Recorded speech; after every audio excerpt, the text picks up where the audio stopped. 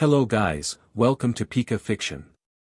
So in this video, we will see what if Ash won the Kalos League and Diantha offered him Serena and Korrina as a reward. If you enjoy these kinds of stories, don't forget to show us some love by hitting the like button and subscribing to the channel. Your support means the world to us. Now, let's start the story. Chapter 1, The Weight of the Crown. The roar was a physical thing, a tidal wave of sound that crashed over the battlefield and shook the very foundations of the Lumiose Conference Stadium. It was the sound of 100,000 souls screaming one name. His name. Ash Ketchum stood in the center of the ravaged arena, his breath tearing in and out of his lungs in ragged bursts. Smoke, thick with the scent of ozone and scorched earth, coiled around his ankles. Across from him, Alan's Mega Charizard X lay sprawled in a crater of its own making, the blue flames on its jaw sputtering out like dying embers. The bond that had turned it into a demigod of destruction had shattered, leaving only a beast of flesh and bone, defeated. His own partner, his other self, stood tall. The colossal shuriken of water on its back dissolved into a shimmering mist, the veil of power receding from its face. The red-finned warrior, Ash Greninja, swayed on its feet, then the transformation collapsed.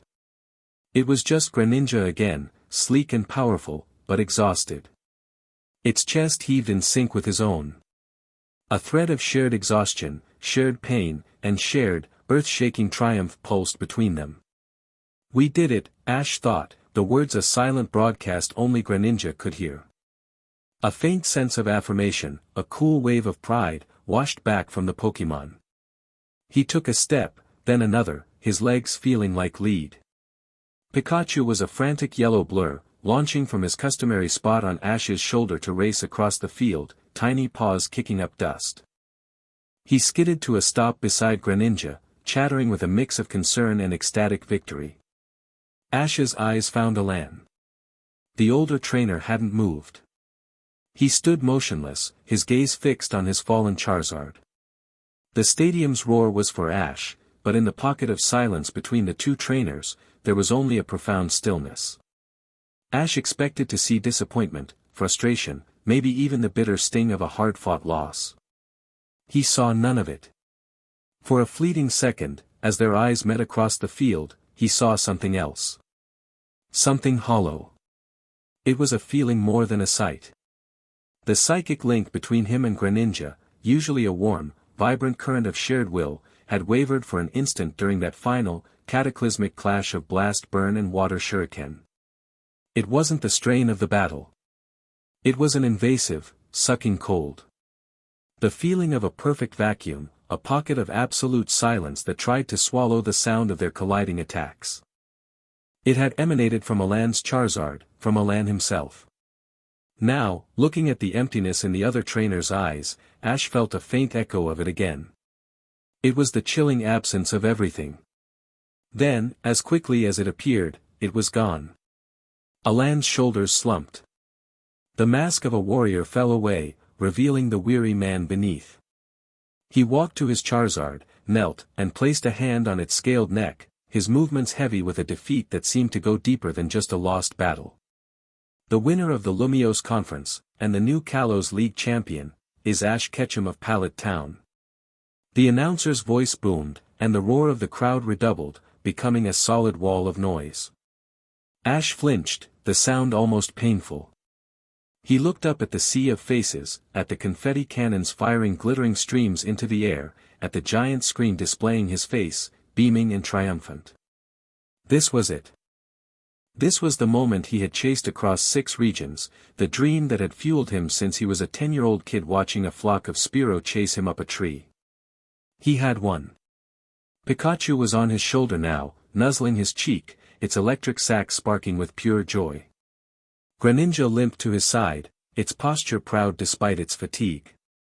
His other Pokémon, Goodra, Hawlucha, Noivern, and Talonflame, were being released by the stadium officials, their voices joining the cacophony as they rushed towards him, a chaotic, loving mob of scales, feathers, and slime. He was mobbed, embraced, celebrated. He should have been ecstatic. He was happy, of course he was. But as he looked past his celebrating Pokémon, past the cheering crowd, to the exit tunnel where Alan was now slowly helping his Charizard limp away. That phantom cold brushed against his senses again. A champion's crown felt heavy, but this felt heavier. It was the weight of a question he didn't know how to ask. The locker room was an oasis of quiet after the storm. The distant, muffled roar of the crowd still bled through the concrete walls, but in here, the only sounds were the hum of the ventilation and the soft scrapes and clicks of Clement's tools. Ash sat on a bench, his jacket off, his hat resting beside him. Pikachu was curled in his lap, fast asleep, its small body rising and falling with each of Ash's breaths. His other Pokémon were scattered around the room. Goodra was contentedly being sprayed with a nutrient-rich mist by one of Clement's inventions. Hawlucha was practicing poses in front of a mirror, admiring its own heroic form. Noivern and Talonflame were perched on the high lockers, preening and occasionally nudging each other affectionately.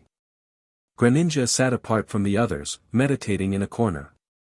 Its eyes were closed, its energy calm and centered, but Ash could still feel the phantom ache in his own muscles that mirrored his partner's. The diagnostic shows their energy levels are low but stabilizing, Clement said, not looking up from the screen of a complex-looking device.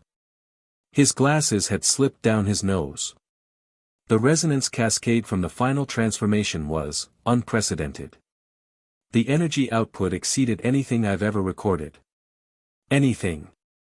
It's a miracle your bodies can even handle that kind of strain, Ash. We've had practice, Ash said quietly, stroking Pikachu's back. The words sounded lame even to him. This had been different. That final push had taken them somewhere new, somewhere beyond just fighting. Bonnie, who had been trying and failing to get Deden to mimic Hawlucha's poses, bounced over to him. You were amazing. The most amazing ever. You're the champion. Does that mean you're a king now? Do you get a castle?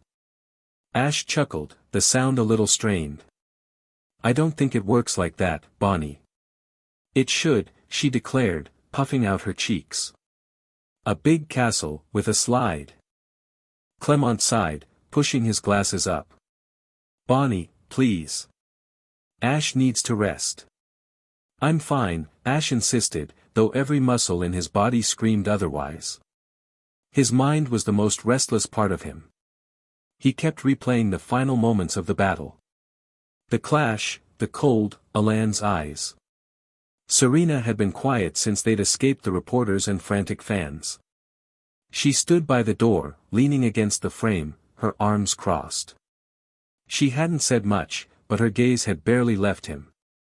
It was a look of profound pride, but laced with a subtle concern that mirrored his own unease. He had always been able to read her expressions, just as she could read his. She knew something was off. She pushed off the doorframe and walked over, her steps soft. She knelt in front of him, her blue eyes searching his face. Are you really okay? She asked, her voice low enough that only he could hear. He met her gaze. He couldn't lie to her. I don't know, he admitted, the confession a weight off his chest. Something felt wrong. In the battle. With Alan. Her expression softened with understanding. She didn't press, didn't ask for details. She simply reached out and placed her hand over his on Pikachu's back. Her touch was warm, grounding. It was a silent promise of support, a stark contrast to the memory of that invasive cold. Whatever it was, she whispered, you won. You overcame it.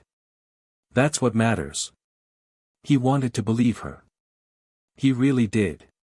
But the feeling wasn't one of a threat overcome.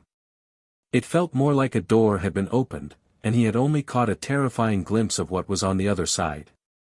Before he could respond, the locker room door slid open with a soft hiss. A stadium official in a crisp uniform stood there, his posture ramrod straight. Ash Ketchum, the official said, his tone formal. Champion Diantha requests your presence. Immediately. Clement and Bonnie looked up in surprise. Serena's hand tensed slightly on his. A summons from the champion herself wasn't unusual after a league victory. The timing was.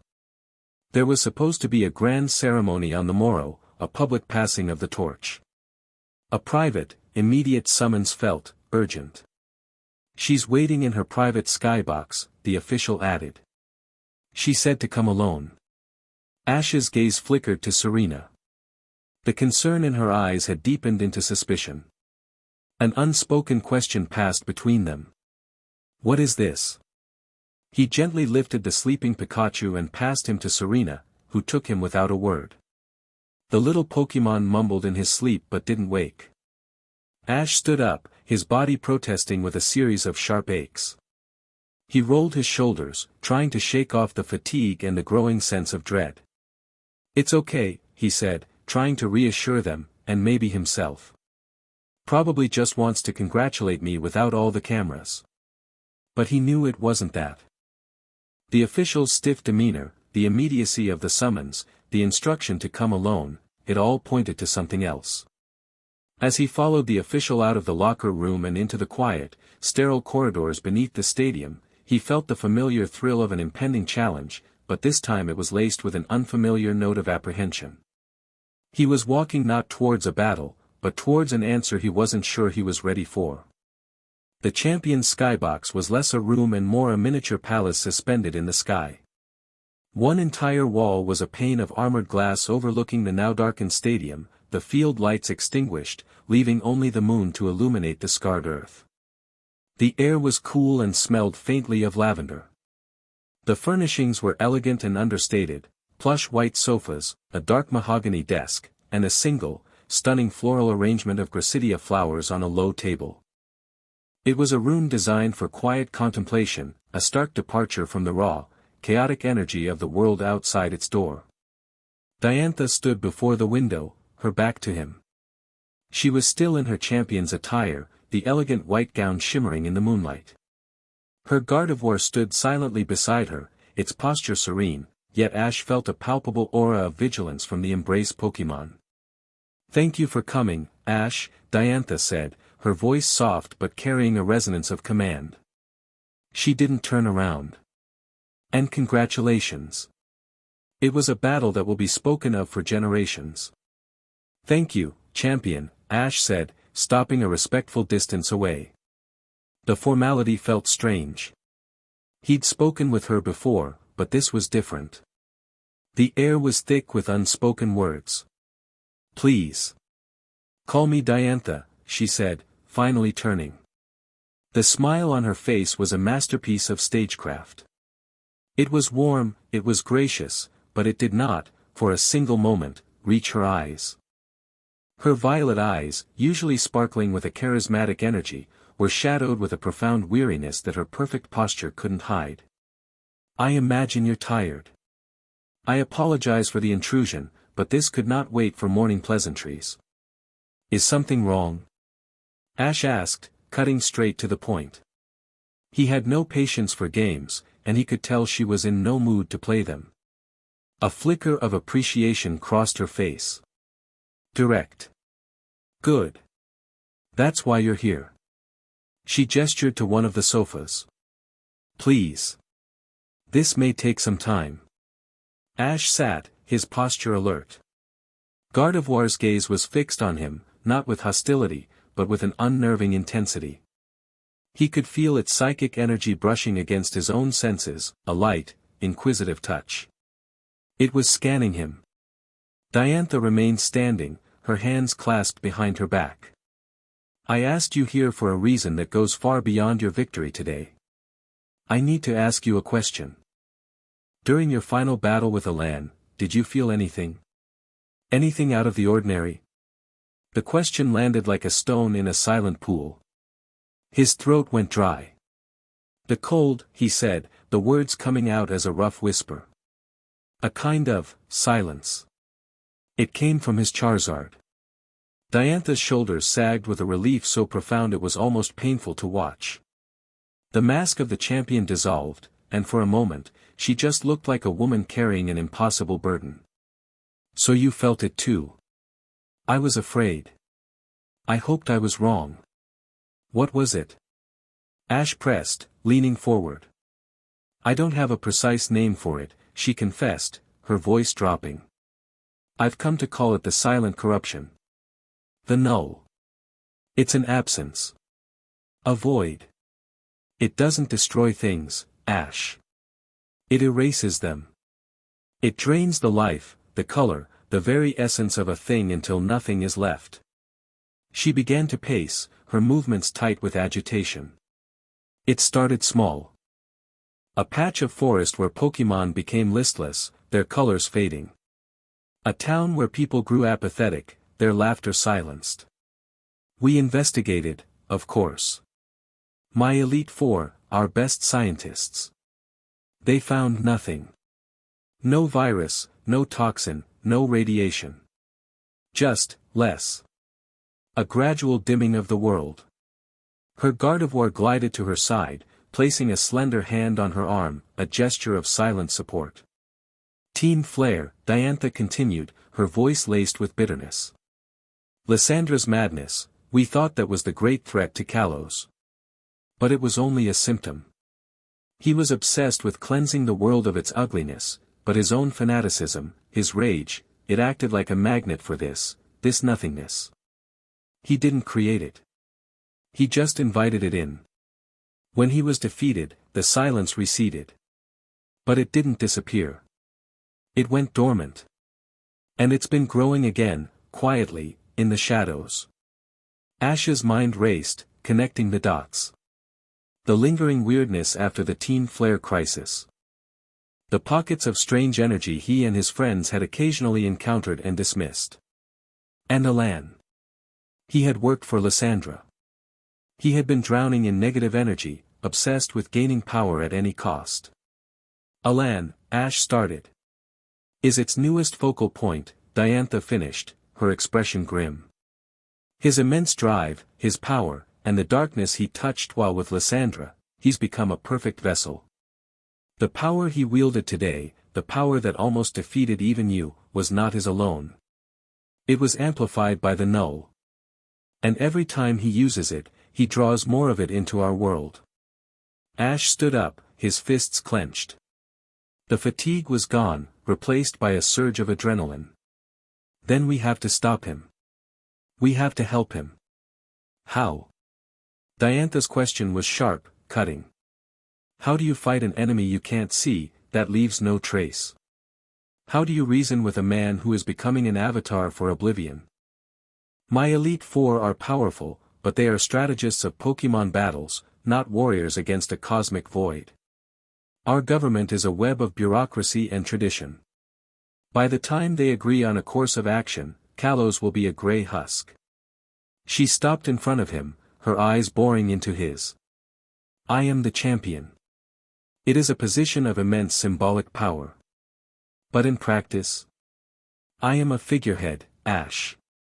I am bound by procedure, by public opinion, by a council that fears decisive action more than it fears a slow decay.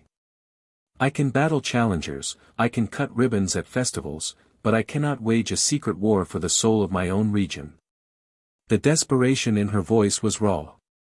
This was the most powerful trainer in Kalos, a global icon, confessing her own powerlessness. But you, she said, her voice dropping to a near whisper. You are different. You operate outside the rules.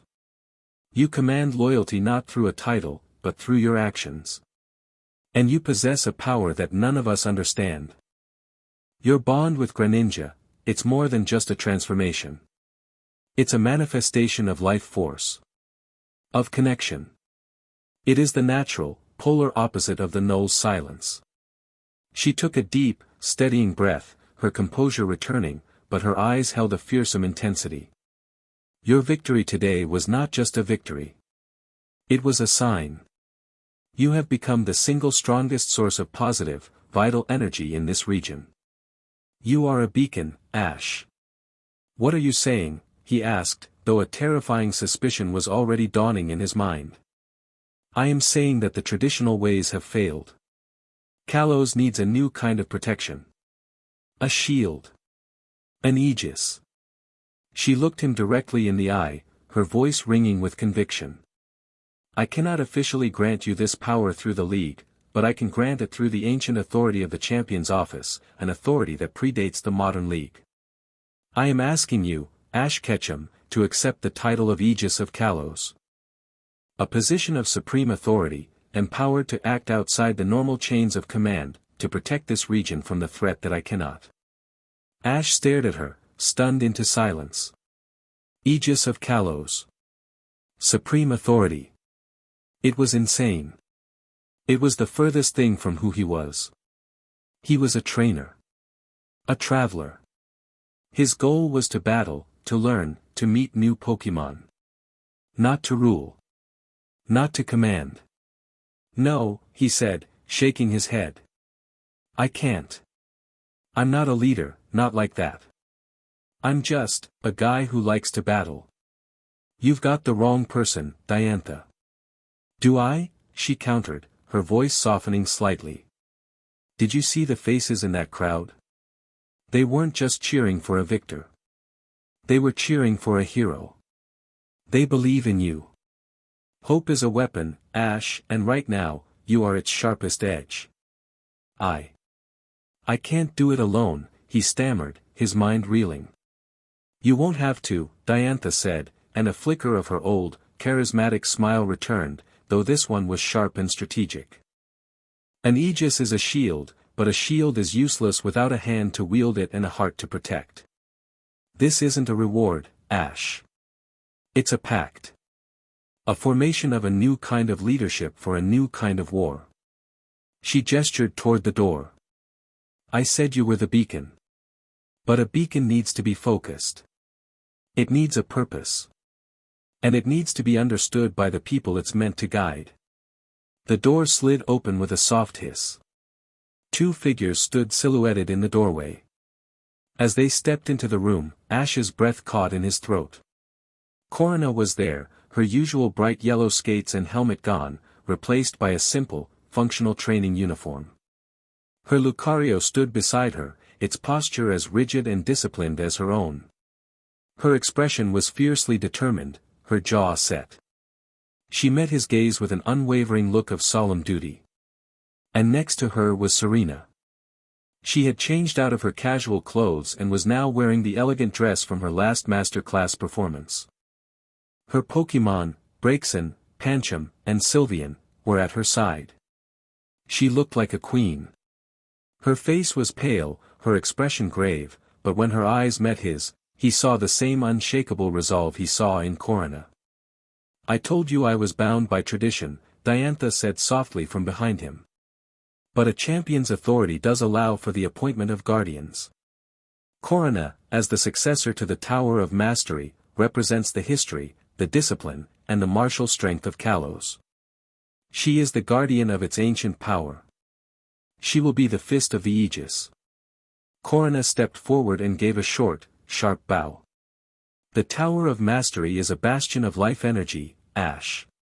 This, silence, it is anathema to everything my ancestors have protected.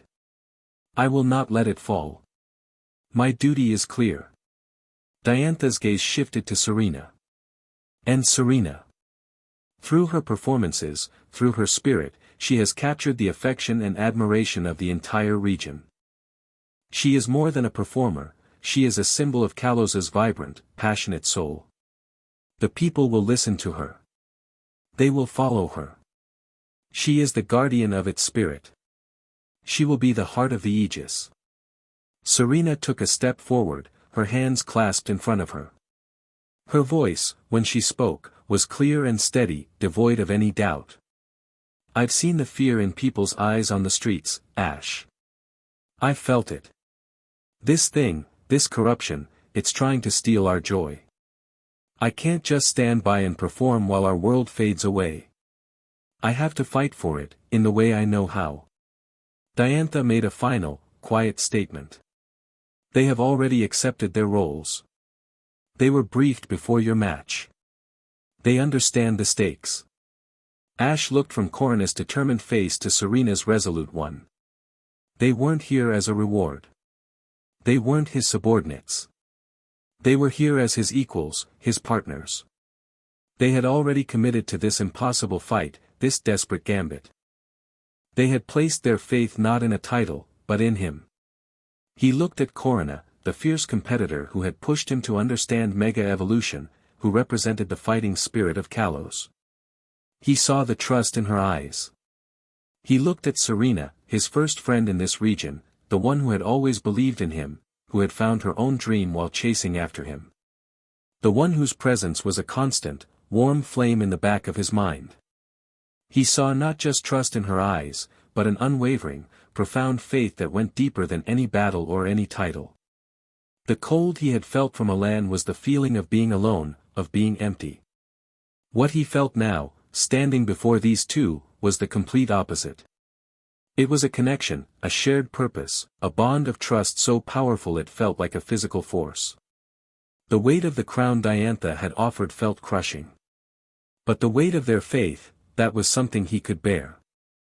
That was a weight he would carry to the ends of the earth.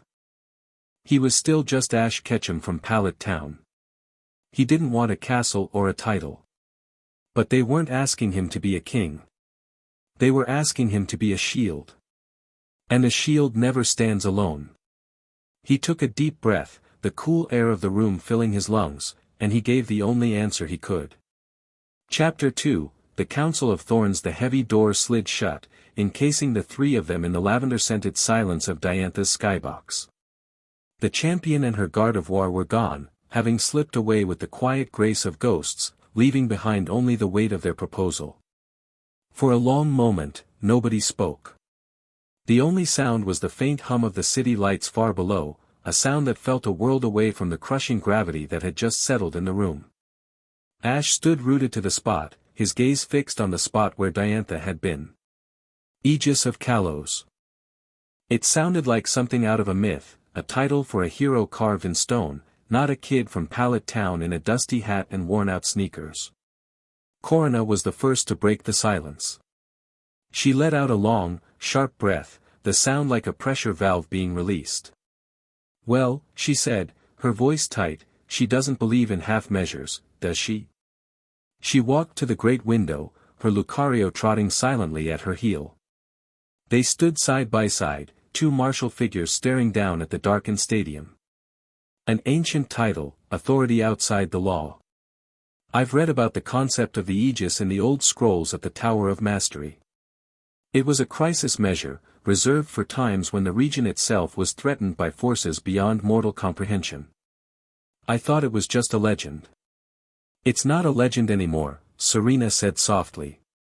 She hadn't moved from her spot near the door, her Pokémon clustered around her feet like a protective honor guard. Her fists were clenched at her sides, the knuckles white. She looked at Ash, her expression a complex mixture of fear, determination, and an unwavering belief that made his stomach twist. "She's right, Ash. We all felt it. Something is wrong with the world." Ash finally turned from the empty space and met her eyes. "I know," he said, his voice rough. "But this is too much. A triumvirate? You two, me, telling gym leaders what to do. I can't order people around. That's not who I am." "This isn't about ordering people around," Korrina shot back, turning from the window. Her eyes flashed with familiar fire, the same intensity he'd seen in their gym battle. "This is about protecting them. Did you not hear her? The system is failing. The League Council will debate and form committees until the color drains from the sky. We don't have time for that. So we just become dictators." Ash challenged, the word tasting sour in his mouth. "No," Serena said, stepping forward. Her voice was firm, cutting through the tension. She came to a stop in front of him, forcing him to look at her, to see the conviction in her face. "We become leaders. There's a difference. A dictator takes power. A leader accepts responsibility. Diantha isn't giving you a crown, Ash. She's giving us a sword and a shield and telling us to get to work." She reached out, her hand hovering for a second before she gently took his. Her fingers were cool, but her grip was strong. "You said you couldn't do it alone. You're not alone. You have us. She glanced at Korrina, who gave a sharp, affirmative nod. But it has to be your choice. We will follow your lead, but you have to be the one to take that first step. He looked down at their joined hands, then at Korrina's unyielding posture, and finally back to Serena's steady gaze. The phantom cold of the null felt like a distant memory, banished by the warmth of their trust. He wasn't being offered a prize or a position. He was being offered a partnership, forged in the face of a terrifying enemy. He was a trainer. His life was about bonds, about trust, about fighting alongside his partners. This was no different. It was just a bigger battle, with higher stakes. He tightened his grip on Serena's hand. His fatigue, his doubt, it all burned away, replaced by the familiar, clarifying fire of purpose. Okay, he said, his voice clear and decisive. But we do this on our terms. Not as an Aegis and his guardians. As equals. A triumvirate. We make decisions together. We fight together. All three of us. A slow smile spread across Serena's face, one of pure, unadulterated relief. Together, she affirmed. Korrina's fierce expression softened into a sharp, confident grin. As equals, she agreed. Now, what's our first move, partner? Ash looked between the two of them, the heart and the fist of Kalos. For the first time since his victory, the path forward felt clear. Diantha said the council fears decisive action, he said, a strategic light entering his eyes. So our first move is to show them one. We're not asking for their permission. We're telling them how it's going to be. The chamber was located deep beneath the Lumiose Cathedral, in a part of the city's foundation that predated Prism Tower by centuries. The air was cool and dry, smelling of old stone and ozone. There was no grand door, only a section of wall in the crypts that slid away to reveal a circular room, its walls lined with unadorned, grey basalt. A single, massive stone table dominated the center of the room, lit by a cluster of floating, psychically generated light orbs that cast long, dancing shadows.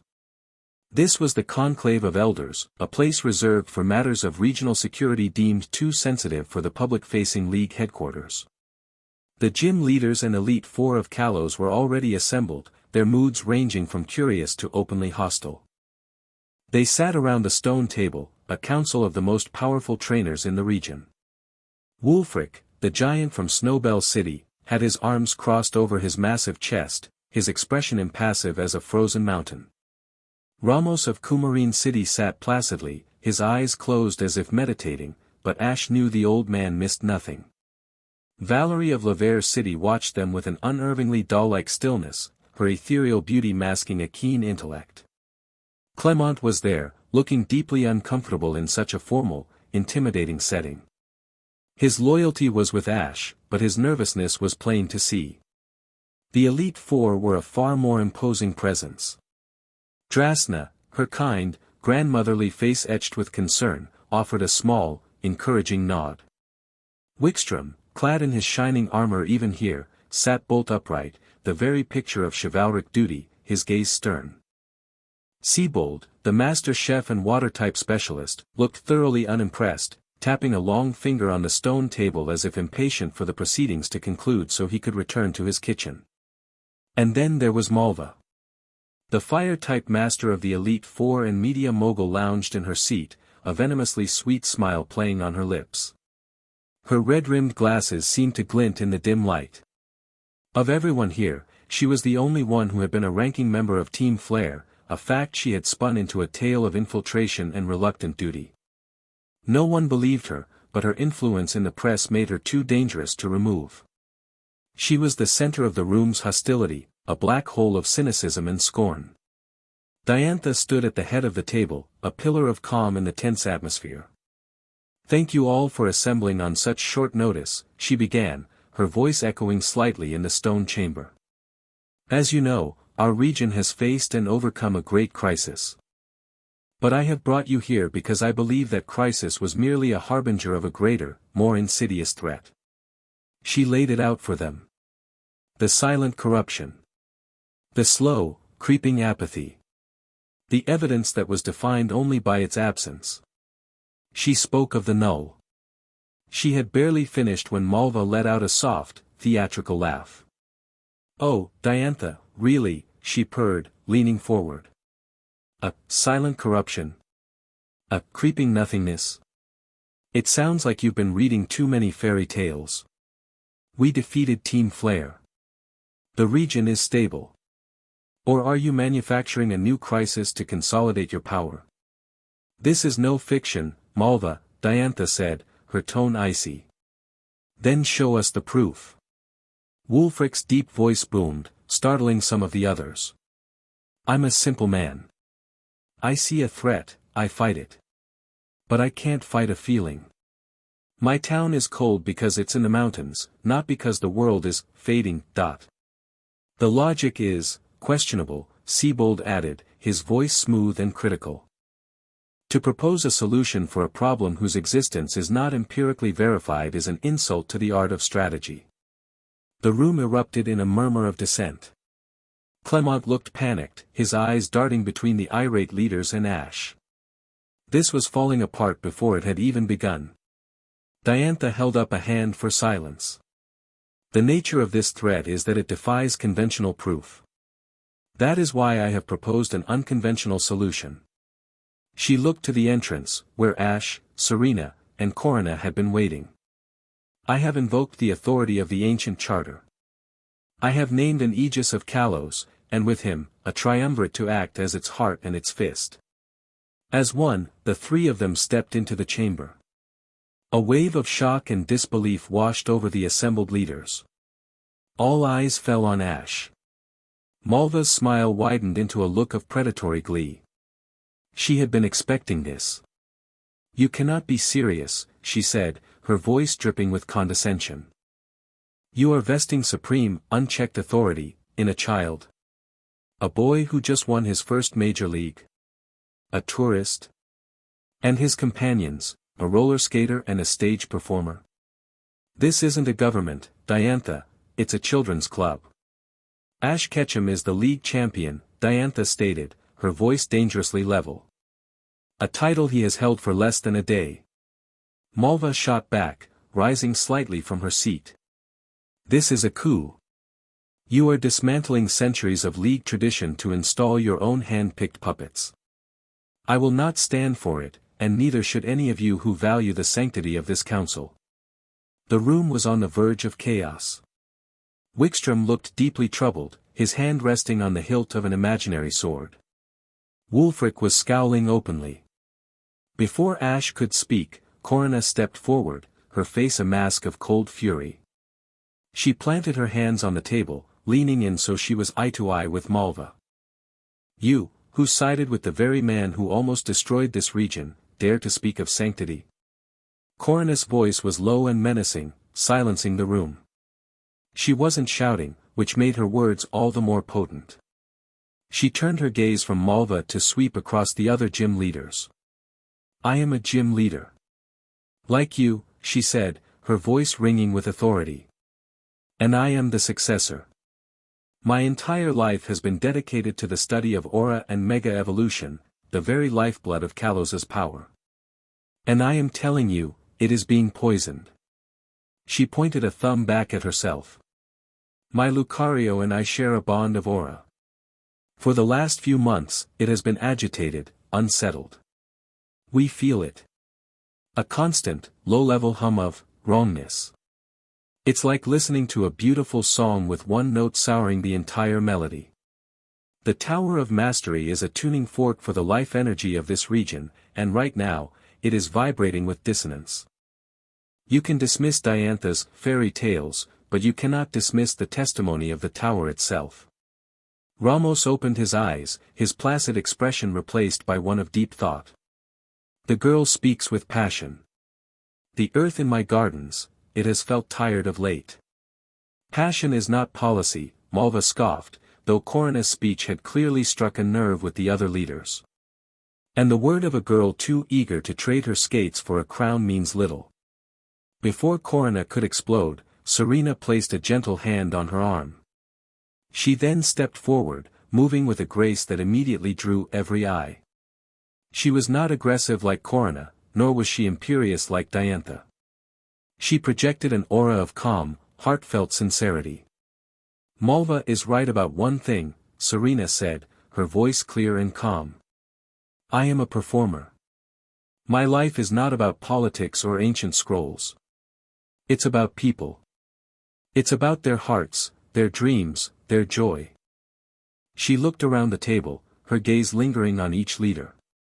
2 weeks ago, I was in Laver City. I saw a group of children standing in front of a toy store.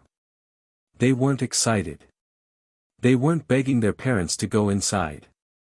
They were just staring. As if they'd forgotten what it felt like to want something. Her eyes met Valerie's. "In your city, Valerie, a place that is supposed to be a living fairy tale, the wonder is fading." She turned her gaze to Wulfric. "In Snowbell, the taverns are quieter. People drink, but they don't laugh. The stories they tell are shorter. The fire in the hearth is just as warm, but the fire in their hearts is dying." She wasn't talking about energy readings or ancient charters. She was talking about their homes. Their people. "This corruption, this null, it doesn't just attack Pokemon," Serena continued, her voice filled with a quiet, powerful emotion. "It attacks hope. It makes people forget how to dream. My job is to inspire people, but how can I do that when the very capacity for inspiration is being leached from the world? You are the guardians of Kalos. Your duty isn't just to its laws and its borders. It's to its soul. And its soul is getting sick." A heavy silence fell over the room. Serena's words had reframed the entire debate. This wasn't a power grab. It was a rescue mission. Drasna was looking at Serena with open admiration. Wickstrom's stern expression had softened into one of troubled contemplation. Malva, however, was not moved. "A very touching performance, dear," she said with a dismissive wave. "You've certainly perfected your craft. But an anecdote is not data. You have offered us nothing but feelings and fear. This council operates on facts." "Then let me give you one," Ash said. He stepped to the head of the table, next to Diantha. All his nervousness was gone. He looked at the faces around the table, skeptical, worried, hostile. He felt the weight of Serena and Korrina's trust at his back. He was not a politician. He was not an orator. But he was a master of connection. "I'm not going to give a speech," he said, his voice steady and direct. "You don't know me, and you have no reason to trust my word. So I'm not asking you to." He looked directly at Malva, whose smug expression faltered for a fraction of a second under his intense gaze. "You want proof. You want data. I can't give you that. But I can give you the truth." He placed his hands flat on the stone table. "I'm going to use my aura. It's the same energy Korrina was talking about. The power that connects me to my Pokemon. I'm not going to force anything on you. But I am offering to connect all of us, just for a moment. To let you feel exactly what I felt during my battle with Elan. What Diantha has been feeling for months." A murmur of shock and intrigue went through the room. Using aura on this scale was unheard of. It was dangerous. "This is an outrage." Malva protested, though her voice had a new edge of uncertainty. "You would allow him to tamper with our minds?" Olympia, the Anistar gym leader, who had been silent the entire time with her eyes closed, finally spoke. Her voice was a dissonant harmony, as if multiple people were speaking at once. "The boy's aura is a beacon. Clear. And bright. He does not lie. We have foreseen this convergence. The path is clouded, but his light is the only one visible." Her endorsement, coming from the most enigmatic and prescient of them all, sent a ripple of shock through the room. "I won't read your thoughts," Ash said, his voice calm and reassuring. "I will only share a feeling. The feeling of its absence. You will be in complete control. Anyone who doesn't wish to participate, just pull away. I won't force you. He looked around the table, meeting each of their eyes, a silent request for trust. One by one, they gave hesitant nods. Wickstrom, his sense of honor piqued. Wulfric, his curiosity outweighing his skepticism. Even Siebold looked intrigued, as if sampling a rare, dangerous ingredient. Only Malva recoiled, a look of genuine fear flashing across her face before she masked it with a sneer. Fine. Let's see this parlor trick. Ash closed his eyes. He took a deep breath, and the world of sound and sight fell away. He reached inward, to the core of his being, to the warm, blue energy that was always there. It was the fire of his own will, the love for his Pokémon, the thrill of battle. He let it pool in his palms, and then, gently, he pushed it outward. It flowed from his hands, not as a wave, but as 1,000 tiny, shimmering threads. The threads spread across the surface of the stone table, which hummed with a low, resonant frequency. One by one, the threads of light found the people sitting around it. They didn't invade. They simply touched, offering a connection. And then, he shared the memory. Not the sight of the battle. Not the sound of the explosions. Just the feeling. That single, terrifying moment when Greninja's water shuriken had met Charizard's blast burn. He isolated the frequency of the null. The absolute, soul-crushing cold. The silence that wasn't an absence of sound, but an absence of being.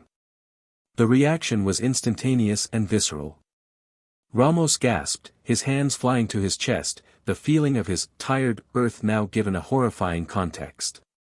Wulfric let out a strangled grunt, the color draining from his face as if he'd been plunged into a frozen lake.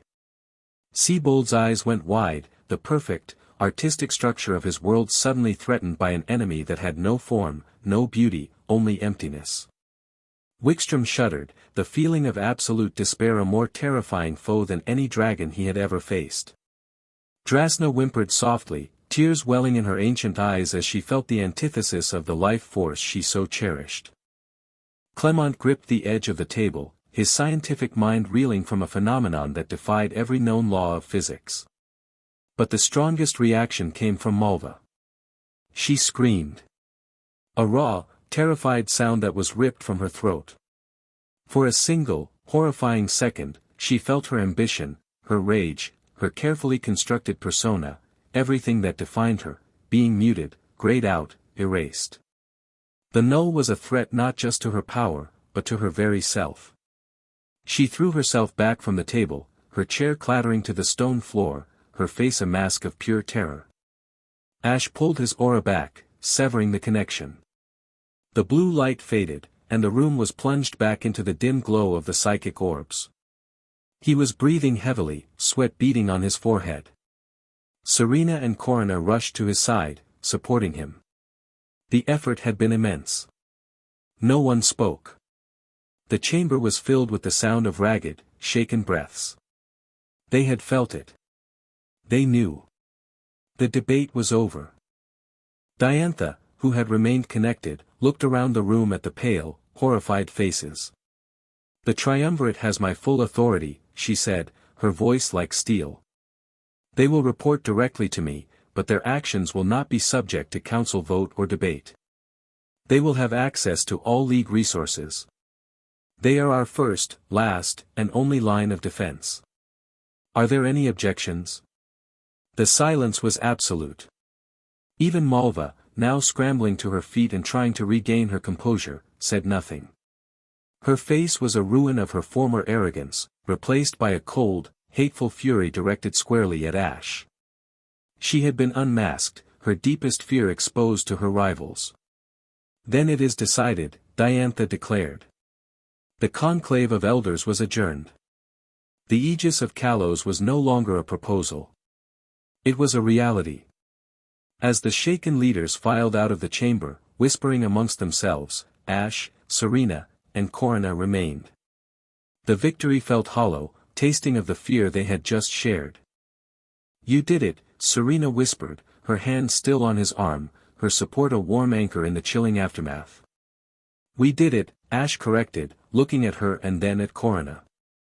Korrina nodded, her expression grim but resolute. "We won the vote. But look at their faces. They're terrified." And Malva, they all looked toward the exit, where Malva had paused, her back to them. She glanced over her shoulder, and her eyes, burning with a new and personal hatred, locked onto Ash. There was no more mockery, no more condescension. There was only the promise of retribution. Then, she was gone. "We didn't just win their support," Ash said quietly. "We made an enemy." Unseen, unheard, in a darkened alleyway blocks away from the ancient cathedral, a figure lowered a sophisticated listening device from his ear. He was dressed in nondescript gray fatigues, his face hidden by the shadow of a hood. On a small datapad strapped to his wrist, a series of complex graphs and energy readings were spiking off the charts. He tapped a comm link in his ear. "Commander Valerius, this is Observer 7. I have a priority update on the Lumiose anomaly." A crisp, authoritative voice responded, tinny through the speaker. "Report." The energy signature flared moments ago. It encompassed at least a dozen individuals.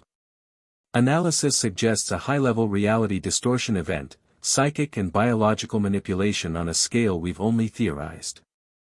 It originated from the target, designated Ketchum. There was a pause on the other end. "Your assessment, Observer." The operative looked at the final reading on his screen, a number so high it had been flagged in crimson. It was a measure of raw power output, of potential world-altering capability. "Commander," the operative said, his voice grim. "The target is not fighting the regional instability. His power is the instability.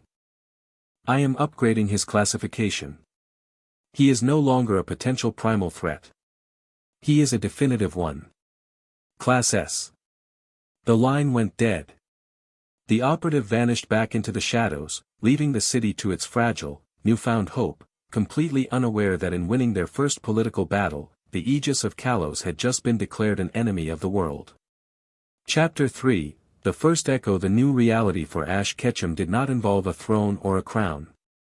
It involved a strategic briefing room on the 50th floor of Prism Tower, a space that had, until 3 days ago, been a VIP lounge for corporate sponsors. Now, the plush carpets were protected by durable gray mats, and the panoramic windows overlooking Lumio City were overlaid with transparent data screens displaying weather patterns, energy readings, and regional news feeds. A large hollow table, a gift from a reluctant but compliant Clement, dominated the center of the room, currently displaying a shimmering, three-dimensional map of the Kalos region. This was the headquarters of the Aegis Triumvirate, their new home and battlefield. Ash paced the length of the room, a restless predator in a cage of his own making.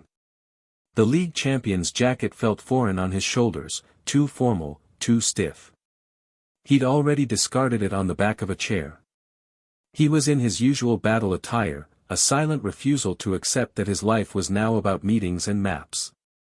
Pikachu, perched on his shoulder, mirrored his agitation, its ears twitching at every flicker on the data screens.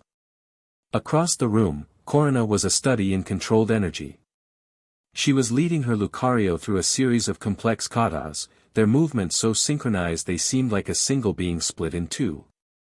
It wasn't just training, it was a moving meditation, a way of centering their combined aura in this sterile, unfamiliar environment. Every sharp strike and fluid turn was a quiet declaration that she would not let their new duties dull her edge. Serena was the nexus of the operation. Seated at the head of the hollow table, she was a picture of focused grace. With Braixen at her side, she deftly manipulated the flow of information, her fingers dancing across the console. She had established a secure communication network linking them to a handful of trusted contacts, Diantha's office, Olympia's temple in Anistar, and a network of Pokémon Rangers loyal to Korrina's family. She was cross-referencing field reports with Olympia's cryptic pronouncements, looking for the patterns no one else could see. "Anything?" Ash asked, stopping his pacing to lean over the table. The map of Kalos pulsed with a soft, gentle light, thousands of tiny pinpricks indicating towns and cities. Olympia sent another message this morning, Serena said, not looking up. She swiped a hand, and a block of text materialized in the air. It was a string of poetic, frustratingly vague phrases. The green heart grows quiet. Where the path twists, the song ends. A shadow drinks the river's strength. The song ends, Korrina echoed, pausing her kata. She and Lucaria walked over to the table. That sounds like the silence we felt. Where the path twists, that could be anywhere, Ash muttered, running a hand through his hair. The winding woods. That's what I thought, Serena confirmed, zooming the map in on a dense, sprawling forest in the remote southeastern highlands.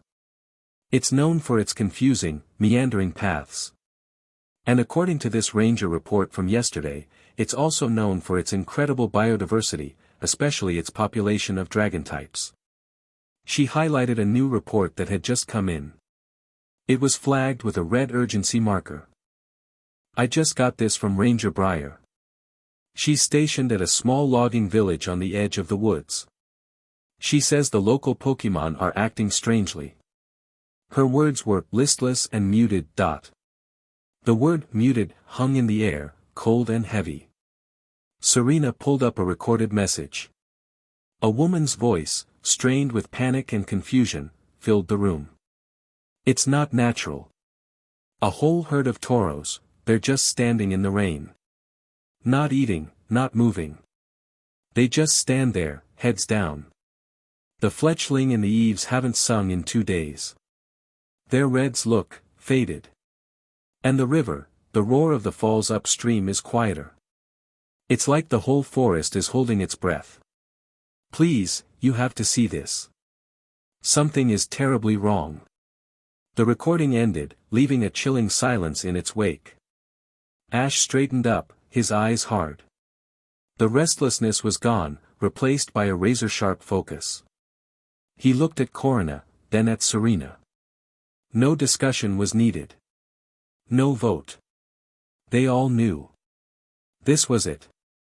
The first echo of the null. Clement said the League jet was at our disposal, Ash said, his voice a low command. Get it ready. Korrina, gear up. Serena, bring everything you have on the region's geography and Pokemon population. We're going now. On it, Korrina said, already moving towards the gear locker. Serena was already tapping furiously at the console, coordinating their departure and forwarding the flight plan to Diantha's office. ETA to the village is 75 minutes, she announced. Ash walked to the window, staring out at the vibrant, sun-drenched expanse of Lumio City. Down below, life went on. People laughed, cars honked, music played from storefronts.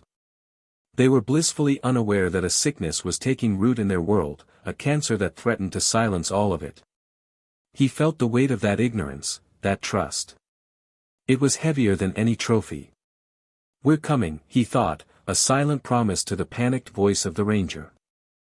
And for the first time, he felt the title of Aegis not as a burden, but as a weapon he was finally ready to wield. The high-altitude stealth jet, a sleek, matte black machine borrowed from the Elite Four's private hangar, cut through the sky with a low hum. Inside, the mood was tense. Korrina sat sharpening a combat knife, a relic from her grandfather, the rhythmic scrape of stone on steel the only sound in the main cabin. Serena was reviewing geological surveys of the winding woods on a datapad, her brow furrowed in concentration. Ash sat by the port window, watching the landscape of Kalos unspool below. From this height, everything looked perfect, a patchwork of green forests, silver rivers, and sparkling cities. But he wasn't looking. He was feeling. With his eyes closed, he extended his aura, not in a powerful wave, but as a subtle, sensitive net. He was searching for that cold spot, that patch of wrongness on the vibrant tapestry of the world. For most of the journey, he felt nothing but the warm, thrumming life of the region. But as they approached the southeastern highlands, he felt it. A faint, cold prickle at the edge of his senses. It was like a dead nerve, a spot in the world that didn't respond to the light. We're getting close, he said, opening his eyes. Landing coordinates confirmed, Serena said, pointing to a spot on her map. There's a designated clearing just outside the village of Virtus. Ranger Briar will meet us there. The jet descended, its engines shifting to a near-silent hover. The ramp lowered, and the air that hit them was wrong. It was cool and damp, but it lacked the rich, loamy smell of a healthy forest. It smelled of stagnant water and decay. The village of Virtus was a ghost town with living residents. The houses, built from a rich, red-hued timber, looked washed out, their color leached away. A few villagers shuffled along the muddy path, their faces blank, their movements slow and purposeless. They didn't even look up as three strangers accompanied by a squad of powerful Pokémon emerged from a state-of-the-art aircraft. A welcome sign, which should have read, "Welcome to Virtus Village," was so faded it was nearly illegible. A woman in a worn ranger uniform jogged toward them, her face a mask of haggard relief. Thank goodness, she breathed, her eyes wide as she took in the newcomers. Her gaze lingered on Ash, a flicker of recognition in her eyes. You're the new champion. I'm Ash, he said simply. This is Korrina and Serena. You're Briar. Yes. It's worse than I said on the comms, she said, gesturing vaguely at the silent village. They're not just listless. It's like they've forgotten how to be people. And the woods, she shuddered. It's silent in there. I've lived here my whole life. It's never been silent. Where is the corruption strongest? Korrina asked, her tone all business. Her Lucario stood beside her, its head cocked, the red appendages on its head twitching as it scanned the area for aura signatures. Deep inside, Briar said, pointing toward a dark wall of trees. Follow the river upstream. There's an old grove there, a place the elders call the Heartwood. But, no one has gone there in days. The Pokémon that come out of that direction are empty. Show us the river, Ash said. The path to the winding woods was unnerving. The silence Briar described was absolute. No birdsong. No buzz of insects. Not even the rustle of wind in the leaves, because there was no wind. The air was heavy, still, and cold. The trees drooped, their leaves a sickly, yellow-green color, their bark peeling like sunburnt skin. They reached the riverbank. The water flowed sluggishly, its surface coated with a strange, oily film that muted the reflections. This is as far as I go, Briar said, her voice trembling. I can't go in there again. It feels like it's pulling the warmth right out of you. Stay here. Keep the villagers safe, Ash commanded gently. He looked at his partners. Ready? Korrina gave a sharp nod, her hand resting on a pokeball at her belt.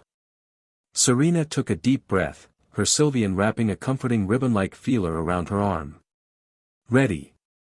They stepped into the winding woods, and it was like stepping into another world.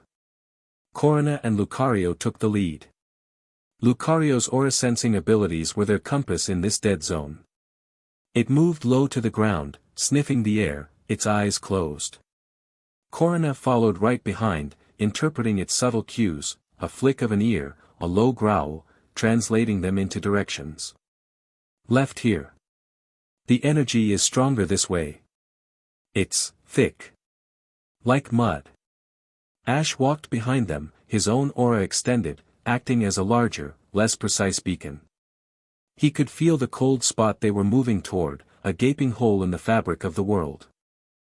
The feeling scraped at the edges of his mind, a promise of oblivion that he had to consciously fight back. Serena was their rear guard, and her role became clear a few hundred yards into the woods. They came across a small pack of Mytiana, lying on a bed of moss. They weren't sleeping.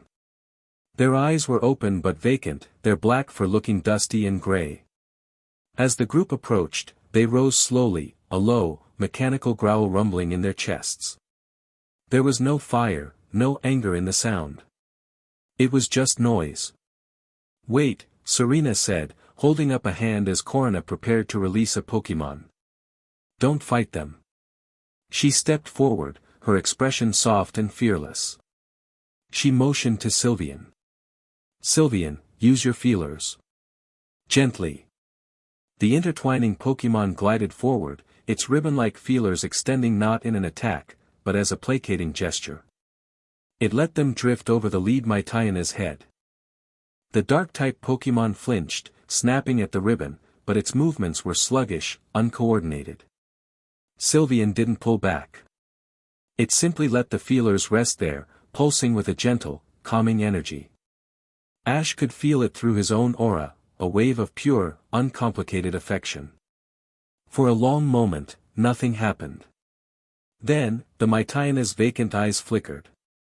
A hint of confusion, of awareness, returned. It blinked slowly, shook its head as if waking from a long dream, and let out a soft whine. It looked at Serena, then at its pack-mates, and seemed to realize something was wrong. Without another sound, it turned and led the pack away, melting back into the dead woods. They weren't cured, but they were no longer puppets. Amazing, Korrina breathed, lowering her hand from her pokeball. They're not evil, Serena said, her voice tight with emotion. They're just lost. The silence, it makes them forget who they are. They continued their slow, tense trek, encountering more pockets of corrupted Pokémon, a flock of belligerent Fearow, a lumbering Snorlax blocking their path, and each time, Serena and her team managed to pacify them, to remind them of themselves just long enough for the group to pass safely. It was emotionally draining work. With each encounter, Serena grew paler, but her resolve never wavered. The air grew colder. The trees were no longer just sick, they were skeletal, their branches black and twisted like charred bone.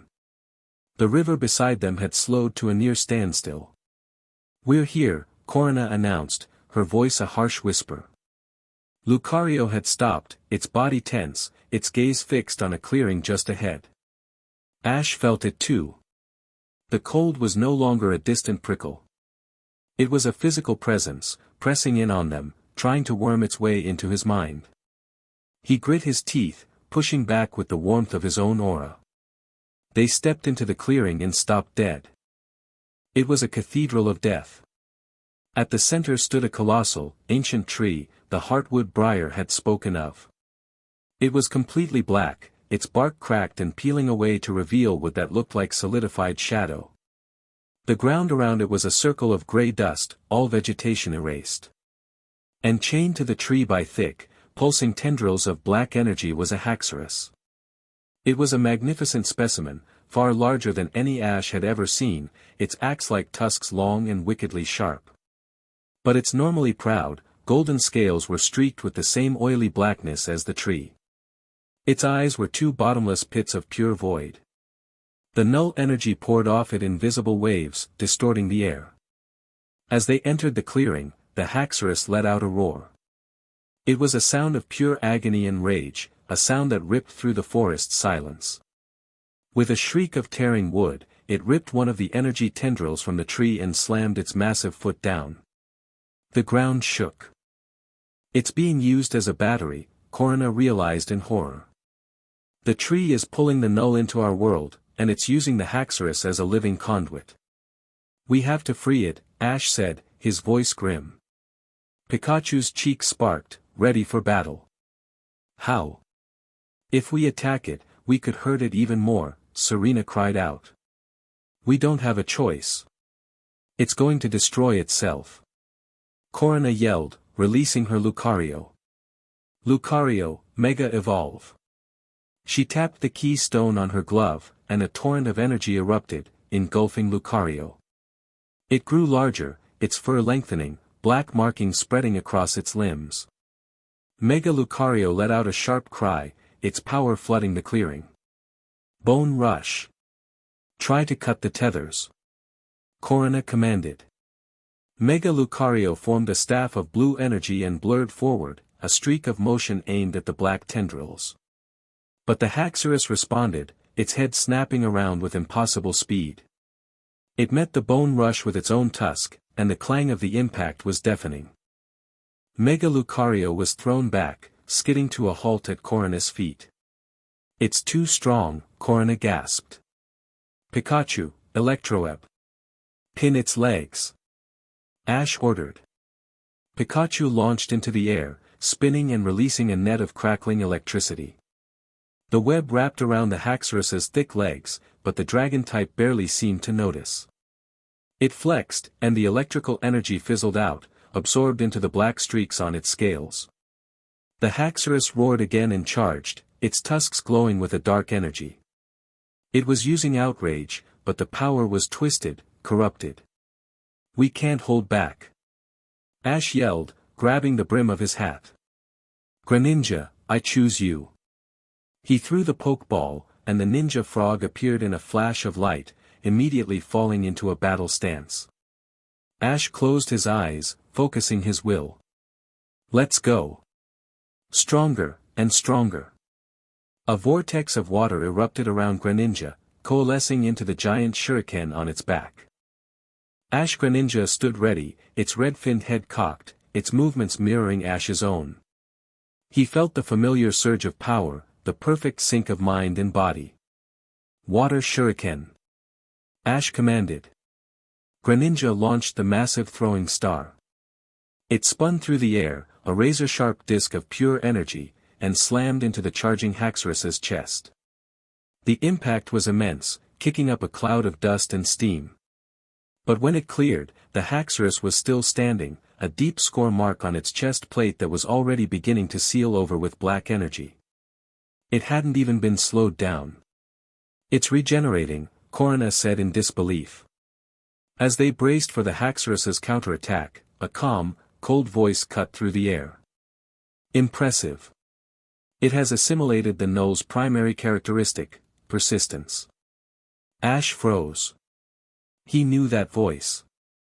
A figure stepped out from behind the blackened heartwood tree, moving with an unnatural smoothness. He was thinner than Ash remembered, his face pale and drawn. The passionate fire that had always burned in his eyes during their battles was gone, replaced by a cold, feverish light. It was Alan. Alan. Ash called out, a mix of shock and relief in his voice. You're here. Help us. This Haxorus is magnificent, Alan finished, his voice devoid of any emotion. He surveyed the scene with the detached air of a scientist observing an experiment. His gaze fell on Ash Greninja, and a flicker of something, interest, not rivalry, crossed his face. You've grown stronger. Your bond creates a resonance. A resonance of life. A fascinating counterpoint. What are you talking about? We have to save it. Serena pleaded, stepping forward. Alan's cold gaze shifted to her, and for a moment, he looked confused, as if her plea was in a language he no longer understood. Save it, he repeated slowly. Why would I save it? Weakness is what needs to be saved. This is strength. The ultimate strength. A power that transcends life and death.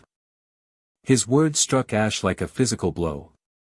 The hollowness he'd seen after their league match, the cold he'd felt, it was all here, amplified, intensified. Alan wasn't just touched by the Null, he was embracing it. You're wrong, Alan, Ash said, his voice low and dangerous. That power isn't strength. It's emptiness. It's destroying you. Alan almost smiled.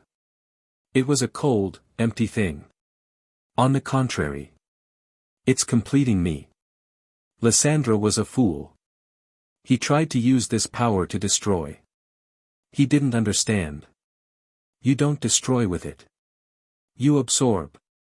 You take. Power isn't meant to be cured, Ash. It's meant to be taken. He raised his arm, revealing his mega ring. Charizard, let's demonstrate. With a flash of light, his Mega Charizard X appeared. It was even more terrifying than in the stadium. The blue flames on its jaw were now threaded with streaks of pure black, and they seemed to suck the light out of the air around them. Its roar was deeper, guttural, and laced with the same chilling silence as the Haxorus. Alan, don't do this. Ash yelled, a desperate final appeal. The time for talk is over, Alan said flatly. There is only power. He pointed at Ash Greninja. Charizard, Dragon Claw. The battle that followed was not a contest. It was a storm. Charizard moved with a speed and ferocity that dwarfed its performance at the League. Its claws, wreathed in black-tinged draconic energy, met Greninja's blade-like water kunai in a shower of sparks. Every impact sent a shockwave through the clearing. Ash felt each blow as a jarring, cold shock through his bond with Greninja. It wasn't just physical force, Charizard's attacks carried the deadening touch of the null. We have to help him. Korrina shouted, ordering her Lucario to attack Charizard from the flank. But Alan was ready. Without even looking, he commanded, Thunder Punch. Charizard disengaged from Greninja, spun, and met Mega Lucario's charge with a fist crackling with black and yellow lightning. The blow sent Lucario flying into the side of the clearing, where it collapsed, the Mega Evolution failing, leaving it bruised and gasping. Lucario! Korrina cried, rushing to its side. This wasn't Alan the rival. This was a monster. Is that all? Alan asked, his voice a monotone. I expected more from the champion. Rage, pure and hot, surged through Ash. You want more? Fine. Greninja, full power. Water Shuriken. Ash Greninja leaped onto the branches of a skeletal tree, spinning the colossal shuriken on its back. But this time, Ash poured all of his own life force, his own will, into it. The water glowed with a brilliant, defiant blue light, a stark contrast to the darkness suffocating the clearing. He launched it.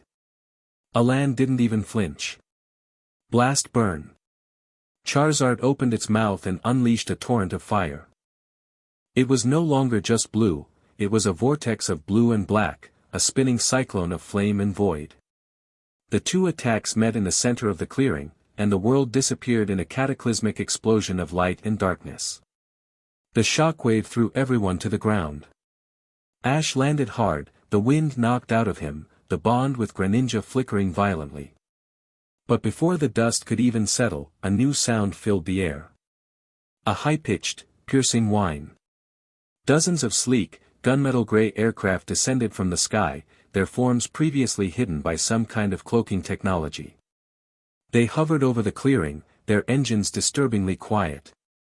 Ropes dropped, and soldiers in sealed, high-tech armor rappelled down, forming a perimeter. They moved with a terrifying, synchronized efficiency.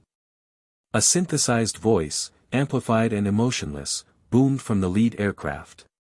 This area is now under quarantine. Designated a Level 4 primal contamination zone. All anomalous energy signatures will be neutralized. Protocol, total sterilization. Drones, small, spherical machines with glowing red lenses, detached from the aircraft and zipped down. They began firing beams of crackling containment energy, not just at the rampaging Haxorus, but at Ash Greninja, at Alan's Charizard, and at Korrina's wounded Lucario. Who are they? Serena shouted, pulling Korrina and the dazed Lucario behind the relative cover of a large, dead tree root. I don't know, but they're not friendly.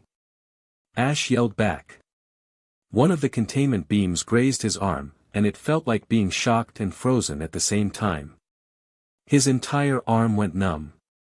This was chaos. A three-way war had erupted. The Aegis Order soldiers were moving in, firing stun bolts and energy nets. The corrupted Haxorus, agitated by the new arrivals, was thrashing wildly, breaking its remaining tethers and attacking everything in sight. And Alan. Alan looked upon the chaos with a cold, calculating fury. These newcomers were interrupting his experiment. An annoyance, he hissed. His Charizard unleashed a wave of black fire, incinerating a squad of drones. Ash was forced to break off his confrontation with Alan. He couldn't fight him and this new army at the same time. Greninja, use double team. Protect the other Pokémon. Serena, Korrina, fall back. Korrina, her face grim, returned her wounded Lucario and sent out her Holucha, ordering it to intercept the soldiers. Serena's Braixen and Pancham worked to create diversions, a wall of fire here, a dark pulse there, trying to herd the other, smaller corrupted Pokémon away from the Aegis Order's indiscriminate fire. They were no longer fighting to win. They were fighting to survive and to save. In the midst of the maelstrom, Alan saw his opportunity. The Haxorus was weakened, disoriented by the conflicting energies. It was perfect. Charizard, now, he commanded. Charizard ignored the drones and soldiers swarming around it. It flew straight at the Haxorus, grabbing the much larger Pokémon by its head. The black streaks on Charizard's body pulsed, and thick, shadowy tendrils erupted from its claws, plunging into the Haxorus. The dragon-type screamed, a final, agonized cry. Its body convulsed violently, and the null energy, the black streaks on its scales, flowed out of it and into Charizard like water being siphoned from a tank. The Haxorus shuddered, its eyes flickering from black voids back to their natural, reptilian yellow. Then it collapsed, its life force drained, but its corruption gone. Alan's Charizard roared, a sound of triumphant, absolute power. The blue flames on its jaw now burned with an intensity that was almost pure black. It had absorbed the Haxorus's stolen power. Alan! Ash screamed, watching in horror. Alan didn't look at him. He pulled a small, dark device from his pocket, crushed it in his hand, and he and his Charizard were instantly swallowed by a localized distortion of shadow, vanishing without a trace. He was gone. All units, target the primary resonance signatures, the Aegis Order's commander boomed from above. Prepare for wide-spectrum sterilization bombardment. They were out of time. The soldiers were regrouping, bringing heavier weapons to bear. We have to go. Ash yelled, making the gut-wrenching decision. Grab the Pokémon. We can't win this. Korrina and Serena recalled their partners and rushed to the other corrupted Pokémon that were now huddled together, scared but no longer mindless. Ash Greninja created a smokescreen, and under its cover, they herded the dazed creatures, the Mitaina pack, a few shivering Ursaring, and the now unconscious but stable Haxorus, back into the oppressive darkness of the winding woods. As they scrambled back towards their jet, the sky behind them lit up with a sickening white light. The sound of the Aegis Order's bombardment followed a second later, a deep, earth-shattering whomp that vaporized the clearing, the dead heartwood, and everything else they had left behind. They stumbled onto the ramp of the jet, battered, bruised, and gasping for breath. The rescued Pokémon were guided into a containment bay. Ash leaned against the bulkhead, the transformation into Ash Greninja collapsing, leaving both him and Greninja shaking with exhaustion and the lingering chill of the null. Serena knelt beside the unconscious Haxorus, her hand resting on its now unmarked scales. Korrina stood at the open ramp, watching the distant, horrifying glow of the sterilization until the ramp sealed shut, plunging them into the sterile light of the cabin. They had saved a dozen Pokémon. They had confirmed the threat. But they had failed to save the forest. They had been completely outmatched by Alan's new power. And they had made a new, terrifyingly efficient enemy.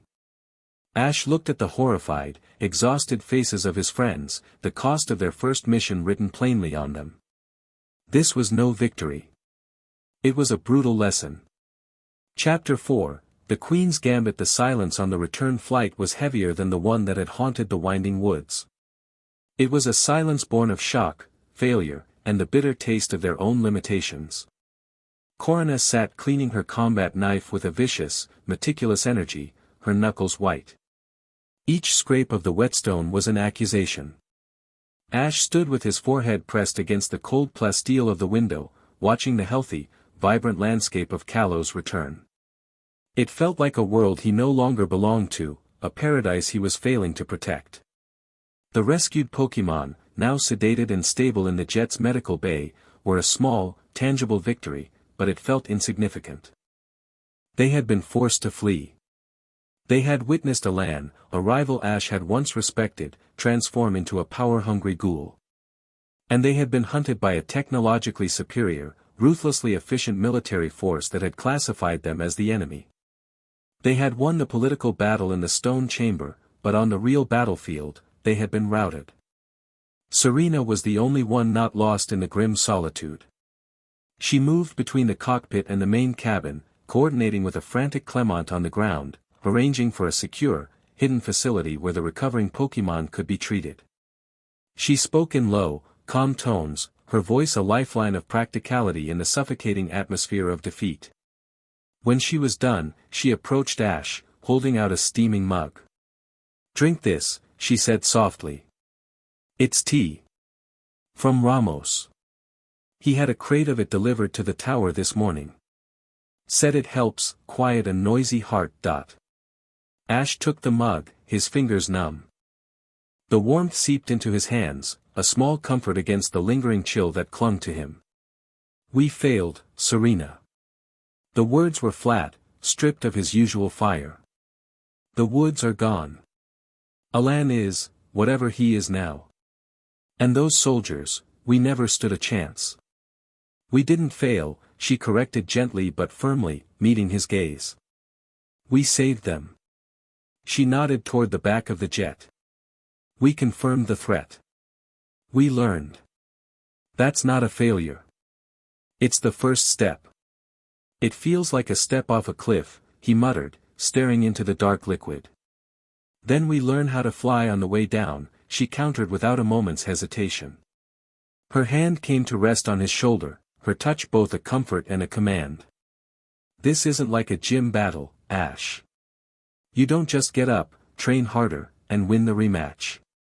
This is a war, and wars are fought on more than one battlefield."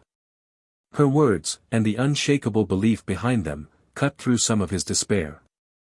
He looked up from the mug and saw not a performer or a childhood friend, but a strategist, her mind already moving past the defeat and on to the next engagement. He saw the heart of the Aegis. Back in their Prism Tower headquarters, the mood was funereal. The data from their mission painted a grim picture on the holotable. Energy readings from the winding woods had flatlined, replaced by a dead zone of sterilized Earth. Satellite imagery showed a perfect, circular scar of glassed-over terrain where the heartwood had been. Their new enemy was as efficient as it was brutal. "The Aegis Order," Korrina said, pacing in front of the display. She had traded her anger for a cold, analytical fury. "I've been digging through the Tower of Mastery's archives, the deep archives, the ones that predate the League. They're mentioned. Not as an order, but as a philosophy. Aegis Occultatum. The hidden shield. An ancient doctrine proposing that any power, human or Pokémon, that rivals the legendaries is an inherent threat to global stability and must be balanced. Balanced means destroyed, Ash said grimly, recalling the white light of the sterilization field. "It seems so," Korrina agreed. "They're not a government body. They're a transnational cabal of extremists. Well-funded, well-equipped extremists. They saw your aura and the null's corruption and decided they were two sides of the same apocalyptic coin." The comm link on the main console chimed. Serena answered it. The face of Diantha's chief aide, a stern-looking woman named Elaine, appeared on screen. Her expression was grave. "We have a problem," Elaine said without preamble. "Word of the incident in the winding woods has leaked. The official story is a localized gas explosion from an old mine, but the whispers are spreading. Fear. Panic. People are remembering Team Flare. The stock market in Lumios took a 6% dip this morning. And Malva is pouring gasoline on the fire." A new screen popped up, showing a clip from the Holocaster News Network, Malva's network. Malva herself was on screen, her expression a perfect mask of concerned civic duty. While the champion's office remains tight-lipped, Malva's voice oozed from the speakers. "Sources tell us this was no industrial accident. They speak of a battle, of energies beyond our comprehension, and of the League's new, special authority figure, Ash Ketchum, being at the center of it. Is our region safe? Or has the League, in its haste, created a new source of instability more dangerous than the one it sought to contain. "She's turning the public against us," Serena said, her voice tight with anger. "She's using fear as a weapon." "It's working," Elaine confirmed grimly. The Lumio City Annual Festival of Lights is scheduled for this weekend. It's a huge event, a symbol of Kalos's recovery and spirit after the Team Flare crisis. The mayor is on the verge of canceling it. He's afraid of a public gathering with this level of anxiety in the city. "He can't cancel it," Serena said, her voice suddenly sharp and clear. Everyone in the room turned to look at her. "Cancel the festival," she repeated, standing up straighter. "That's exactly what the No wants. It feeds on this. Fear, apathy, despair. It's a victory for the silence without a single battle being fought. If we let them cancel the festival, we're telling the entire region that Malva is right, that there is something to fear. We're letting the darkness win." "So what do we do?" Korrina asked. "Send in a squad of rangers to force the mayor to keep it open. That'll really help with the whole, not a dictatorship image." "No," Serena said, her eyes alight with a sudden, brilliant idea. Her gaze was fixed on the hollow table, but she wasn't looking at maps or data. She was seeing something else entirely. A stage. We don't force him. We inspire him. We don't just let the festival go on. We make it bigger. Brighter. We turn it into the biggest, most defiant celebration this region has ever seen. Ash saw where she was going.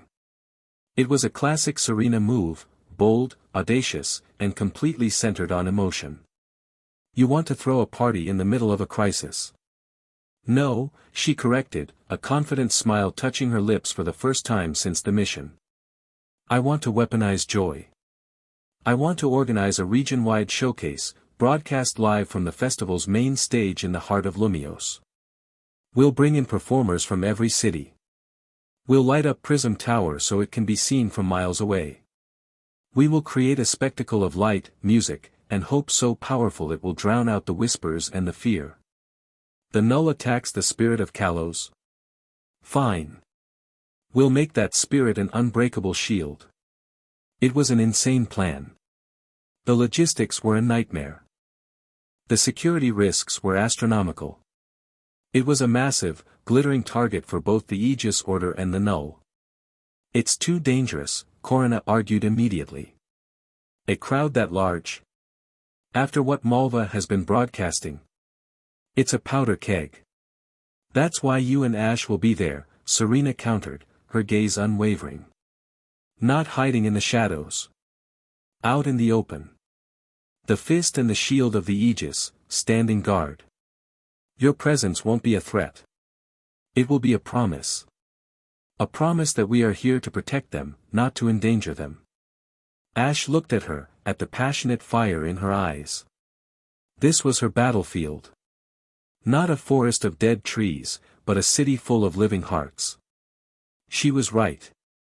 He had been so focused on the enemy he could punch, he had forgotten about the one he couldn't. And that was Serena's domain. "I'm in," he said, the decision instantaneous. "What do you need from us?" Korrina stared at them both for a long moment, a war of caution and admiration on her face. Finally, she let out a sigh, shaking her head in disbelief. "Weaponized joy. You're both completely insane." A sharp grin split her face. "All right. Let's give them a show they'll never forget." The next 3 days were a blur of controlled chaos. Serena was a whirlwind of motion, a conductor orchestrating a symphony of impossible logistics. She was on comms from dawn until midnight, her natural charm and the sheer force of her conviction working miracles. She convinced the terrified mayor of Lumios not with threats, but with a heartfelt speech about the city's resilience. She persuaded a dozen of Kalos's top performers, singers, dancers, fellow performers she had competed against, to drop everything and come to Lumios. She worked with Clement to design a new, state-of-the-art lighting system for Prism Tower, one that would sync with the music of the festival. She was not just organizing an event, she was marshalling an army of artists. Her headquarters became a vibrant, chaotic hub of creativity and defiance. Dancers practiced routines in the corridors, musicians composed defiant anthems, and costume designers stitched together outfits that shone with literal and figurative light. Serena was in the eye of the storm, calm and decisive, her every word and action fueling the creative fire around her. Ash and Korrina, meanwhile, became the architects of a fortress. They turned the festival grounds in the center of Lumios into a strategic defense zone.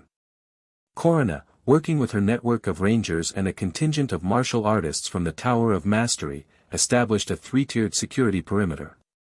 They were disguised as festival staff, stagehands, and ushers, an army hiding in plain sight. Ash's role was different. He walked the perimeter relentlessly, not looking for threats with his eyes, but with his aura. He was memorizing the city's normal energy flow, the hum of the subway, the collective buzz of the crowds, the thrum of the power grid. He was learning to feel the city's heartbeat so that he could instantly detect the slightest arrhythmia, the smallest touch of the null's cold silence.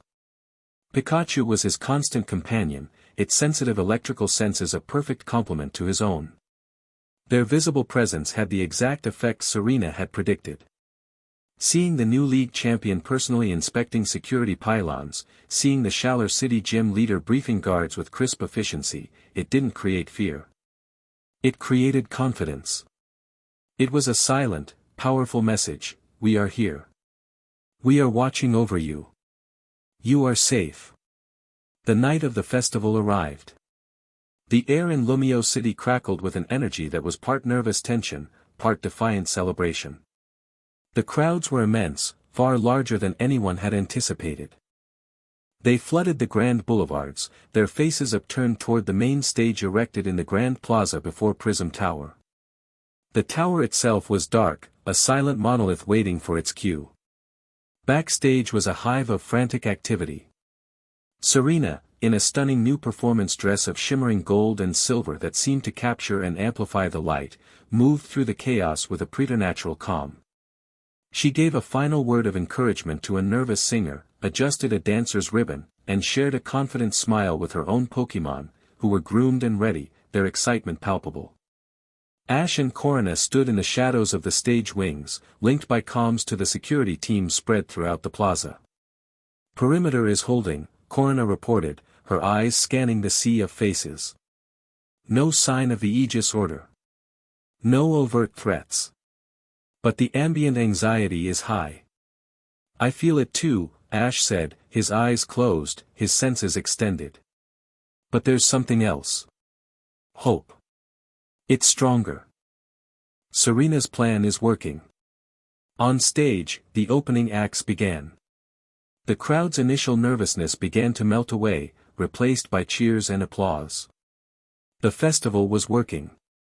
The city's heart was starting to beat with a strong, joyful rhythm again. Then it was time for the grand finale. Serena's performance. As she stepped onto the stage, a hush fell over the crowd. She didn't speak. She just stood there for a moment, a single, brilliant figure under the spotlights. Then she nodded to the technicians. The first note of the music swelled, a powerful, soaring melody. And as it did, Prism Tower exploded with light. A wave of pure, white light shot up from its base to its spire, followed by a cascade of colors that danced and pulsed in perfect time with the music. A collective gasp of wonder rose from the crowd, a sound of thousands of hearts lifting at once. Serena began to perform. It wasn't just a routine, it was a story. A story of darkness and fear, then of finding a spark of light, of fanning it into a flame, of joining together to create a blazing sun. Her Pokémon moved with her, a whirlwind of grace and power. Braixen's fire, Pancham's confident swagger, Sylvian's ethereal ribbons, it all wove together into a breathtaking tapestry of defiance. She was capturing the mood of the entire region and transforming it, live on stage, from fear into courage. The energy in the plaza was electric. The hope Ash had felt was now a roaring bonfire. And that's when he felt it. A pinprick. A tiny, cold spot in the vast, warm sea of emotion. It was insignificant, easily missed. But he had trained for this. He focused on it, his eyes snapping open. "Korrina," he said into his calm, his voice low and urgent. "We have a problem. Sublevel power conduit, Sector Gamma. Something's wrong." "On it," she replied instantly, melting into the backstage shadows. Down in the concrete tunnels beneath the plaza, a single technician worked at a junction box, his movements jerky and unnatural. His face was slack, his eyes vacant. He was one of the Null's puppets. He pulled a strange, dark device from his pocket and prepared to attach it to the main power conduit for the entire city block. His goal wasn't an explosion. It was silence. The device was designed to drain the power grid, to plunge the festival, the tower, the entire broadcast, into an abrupt, terrifying darkness and silence. To turn a symbol of hope into a monument of failure. Just as he was about to connect it, a figure dropped from a ventilation shaft above him. Korrina landed without a sound. "Step away from the console," she ordered, her voice like ice. The technician didn't respond. He just moved to connect the device. Korrina didn't hesitate. She moved in a blur, a single, precise strike to the man's neck. He crumpled to the ground, unconscious, the device clattering to the floor. Korrina crushed it under her boot, then spoke into her calm, threat neutralized. "We're clear."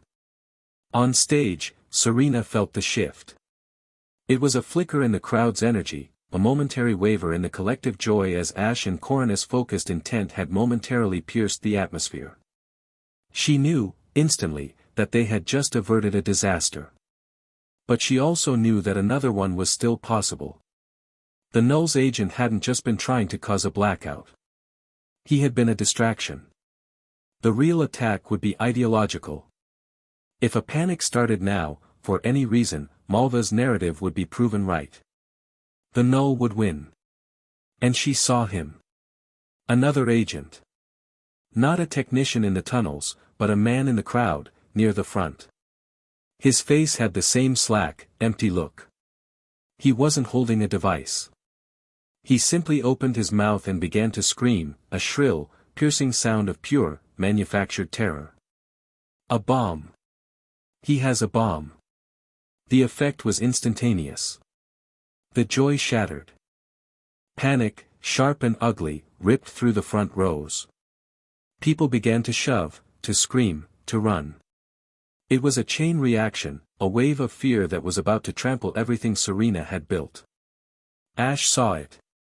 "Serena, get off the stage," he yelled into the comms. But Serena didn't move. Her eyes were locked on the spreading panic. She saw her work, her hope, about to be devoured. And in that moment, a queen's resolve settled over her. She would not let it happen. She held up her hand, and her Pokémon stopped their routine, turning to face her. The music faltered. The spotlight seemed to dim. No, she thought, a fierce, silent command that seemed to echo across the stage. Louder. Brighter. She looked at her sound technician, her eyes blazing.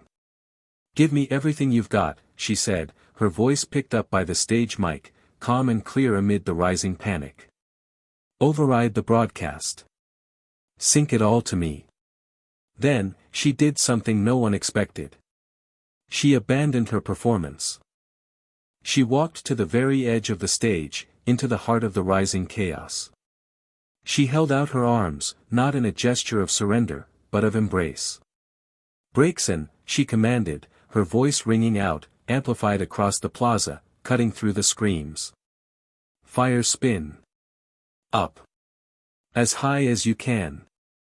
Breakson pointed its branch wand to the sky and unleashed a colossal, swirling vortex of brilliant orange flame. It wasn't an attack, it was a signal flare, a pillar of defiant fire that drew every eye. "Sylvian, Moonblast. Don't attack. Light it up." Sylvian leaped into the air, unleashing a sphere of dazzling, pink fairy energy. It didn't shoot toward the crowd, it shot straight into Braixen's fire spin. The two attacks collided, but instead of exploding, they merged. The pink energy shattered the orange flame into a billion glittering embers, a shower of magical, harmless sparks that rained down over the terrified crowd. It was so unexpected, so breathtakingly beautiful, that the panic faltered. People stopped shoving, their faces turning upward to the shower of light. Pancham! Serena's voice boomed, full of laughter and confidence. Dark Pulse! Give us a beat! Pancham, ever the showman, slid to the front of the stage on his knees like a rock star, and unleashed a series of rapid-fire rings of dark energy, not as a weapon, but as a percussive rhythm, a deep, resonant boom. Boom! Boom that pulsed in time with the city's own heartbeat. The music was gone. The routine was gone. All that was left was Serena, improvising on the grandest stage imaginable. She wasn't performing anymore. She was leading. Look at this light, she called out, her voice filled with a joy so genuine it was infectious. This is Kalos. This is our spirit. It cannot be broken. It cannot be silenced. She was using her Pokemon, her stage, the very technology of the festival, as her instruments. She was fighting a wave of fear not with force, but with an overwhelming spectacle of hope. The screaming agent was still screaming, but his voice was drowned out by the roar of the crowd as they realized what she was doing. The fear was being replaced by awe, then by admiration, then by a thunderous, defiant cheer. They were cheering not for a performer, but for their queen. In the shadows, Ash and Korrina watched, stunned. They were the shield and the fist, the protectors. But they had been preparing to fight the battle in front of them. Serena, with nothing but her wits and her bond with her Pokemon, had won the war for the city's soul. The agent, his purpose defeated, the panic he was meant to start transformed into a celebration, simply stopped screaming. The emptiness returned to his face, and he was swallowed by the cheering, dancing crowd, his power utterly broken. Serena held her final pose, silhouetted against the still-glowing prism tower, her Pokemon at her side, the roar of the crowd washing over them. It was a roar of victory, a sound so powerful and full of life that Ash knew, with absolute certainty, that the Null, wherever it was hiding, could feel its sting. She had faced down the creeping silence and answered it with a symphony. Chapter 5, The Siege of Mastery. The victory in Lumio City was intoxicating. For 2 full days, the region buzzed with a renewed energy. Holocaster News, even Malva's network, had no choice but to broadcast images of the triumphant Festival of Lights. Serena's face was everywhere, a symbol of defiance. The triumvirate, once a shadowy entity whispered about in corridors of power, was now a public reality. Ash and Korrina, seen flanking the stage, were hailed as guardians. For a fleeting moment, it felt like they had the upper hand. But in their headquarters high in Prism Tower, the mood was anything but celebratory. "It's a feint," Korrina said, her voice sharp. She paced before the holotable, which now displayed a swirling, angry vortex of energy signatures centered on one location. Lumio City was a distraction. We won the battle for morale, but the Null was playing a different game. It tested our defenses. It measured our response. And now it's making its real move.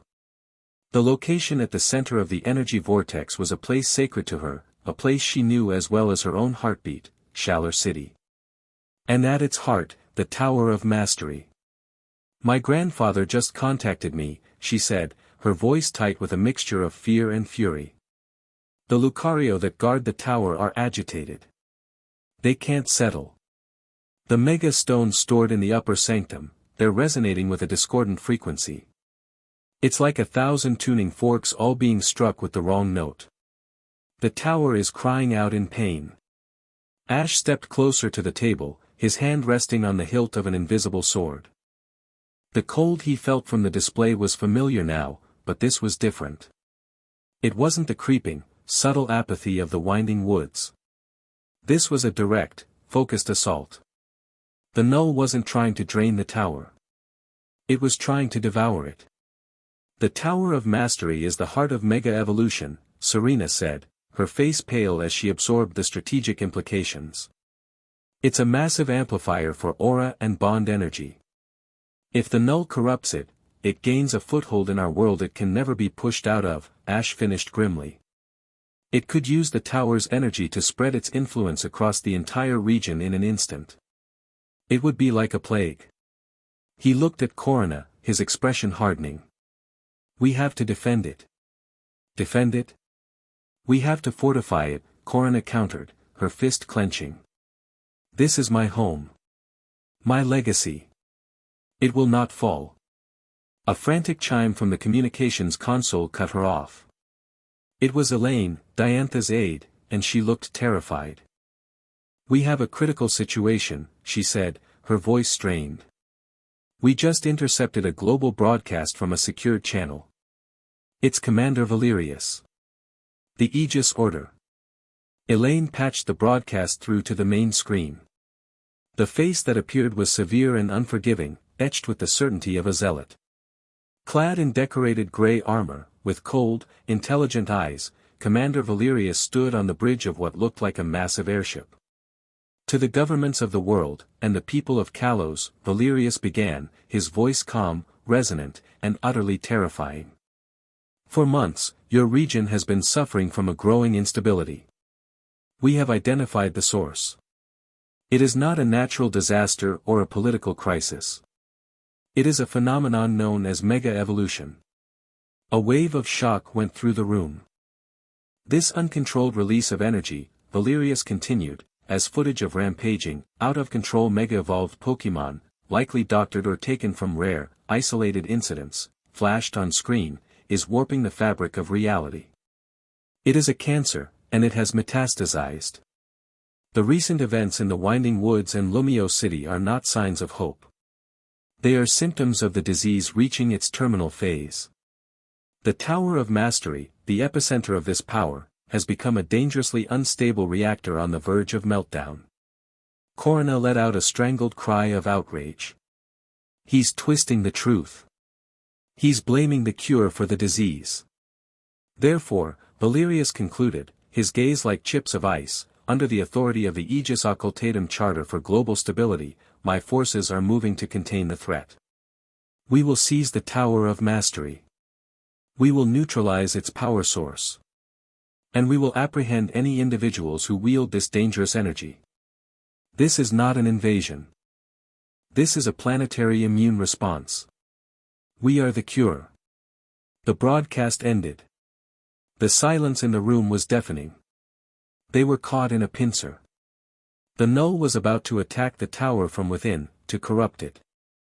And the Aegis Order was about to attack it from without, to destroy it. Shalar City was about to become the epicenter of a three-way war.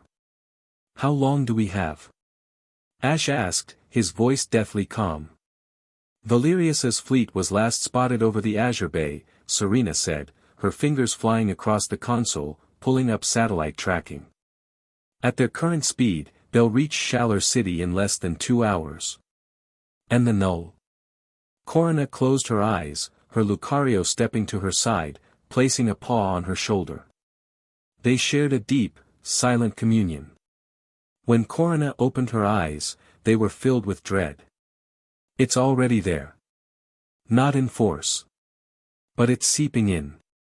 My grandfather says shadows are moving in the lower levels where they shouldn't be. The stone feels, cold to the touch. 2 hours.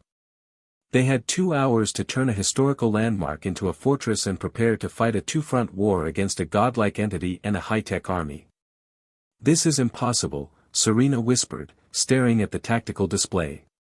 We have no army. The League forces can't be mobilized that fast without causing a global political incident. We're on our own. No, Korrina said, a fierce, ancestral pride burning in her eyes. We are not. The Tower of Mastery is not just a building. It is a dojo. A monastery. And I am not just a gym leader. I am its successor.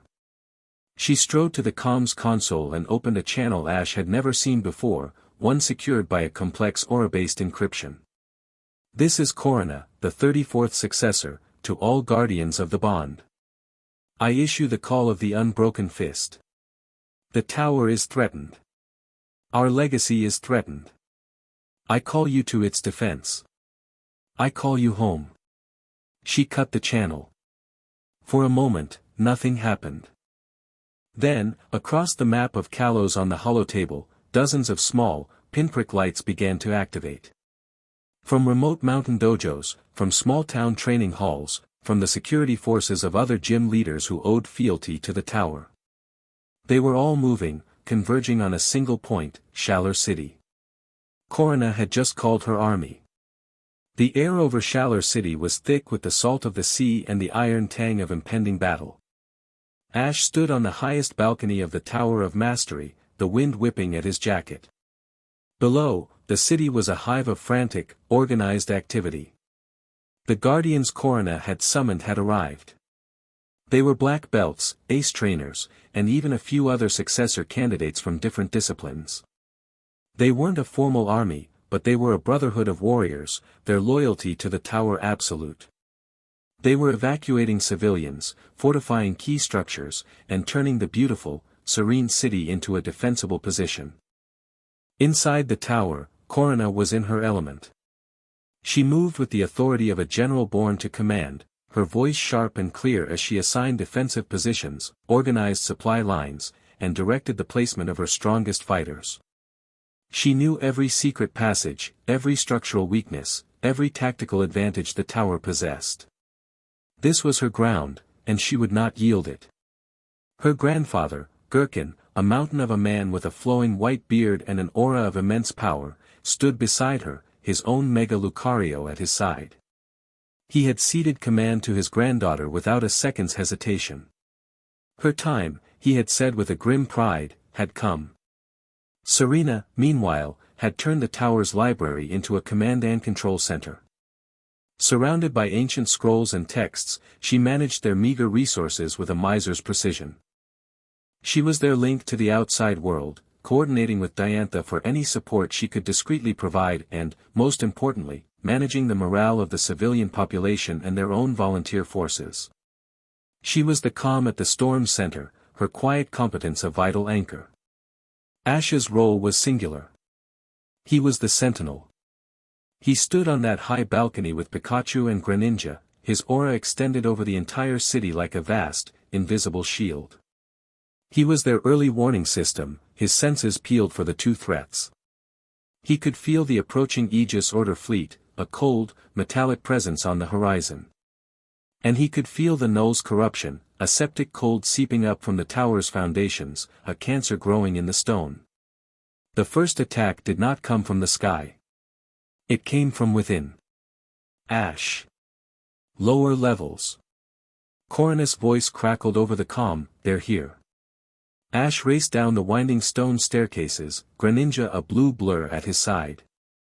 He found Korrina and a squad of her black belts locked in a desperate battle in the tower's cavernous basement, a maze of training rooms and meditation chambers. The enemies were horrifying. They were Pokémon, Gengar, Sableye, Dusclops, creatures of shadow by nature, but now they were something more. Their forms were unstable, dripping with a black, viscous substance that sizzled where it touched the stone floor. They were null-corrupted, their eyes empty voids, and they moved with a silent, unnatural speed. They didn't fight with tactics, they simply swarmed, their shadowy claws and spectral energies draining the life from everything they touched. "Don't let them touch you!" Korrina yelled, her Mega Lucario a whirlwind of motion, its bone rush attacks glowing with a fierce blue aura that seemed to be the only thing that could permanently disperse the shadowy creatures. Their touch, it spreads the corruption. Ash and Greninja dove into the fray. Water Shuriken. Ash commanded, and Greninja unleashed a volley of smaller, razor-sharp stars. They sliced through the corrupted Pokémon, but the creatures simply reformed, their shadowy essence flowing back together. "They can't be beaten by conventional attacks," a black belt shouted, before being overwhelmed by a swarm of Sableye, his own Machamp collapsing beside him as its fighting spirit was drained away. Then we use an unconventional one. Ash retorted, a desperate idea forming. This wasn't about brute force. It was about opposing energies. Korrina. We need a focal point. Pure aura. Now. Korrina understood instantly. Everyone, to me. Form the adamant circle. The remaining black belts and their Pokémon disengaged, falling back to form a defensive circle around Korrina and her Lucario. They braced themselves, channeling their own fighting spirit, their own aura, into their leader. Now, Ash. Gherkin boomed, his own Lucario joining the circle. Ash stood before them, Greninja at his side. He closed his eyes, ignoring the tide of shadowy horrors surging toward them. He reached for his bond with Greninja, for the torrent of water and will that defined their power. But he didn't let it transform. Instead, he drew upon the raw, fundamental essence of it, the life, the connection, the defiant will to exist. He gathered it into a sphere of brilliant, azure light in his hands. Serena, now, he shouted into the calm from the library command center. Serena, hearing his call, did her part. She placed her hands on the central pedestal of the library, a device meant to catalog the scrolls, but one that was also connected to the tower's core energy systems.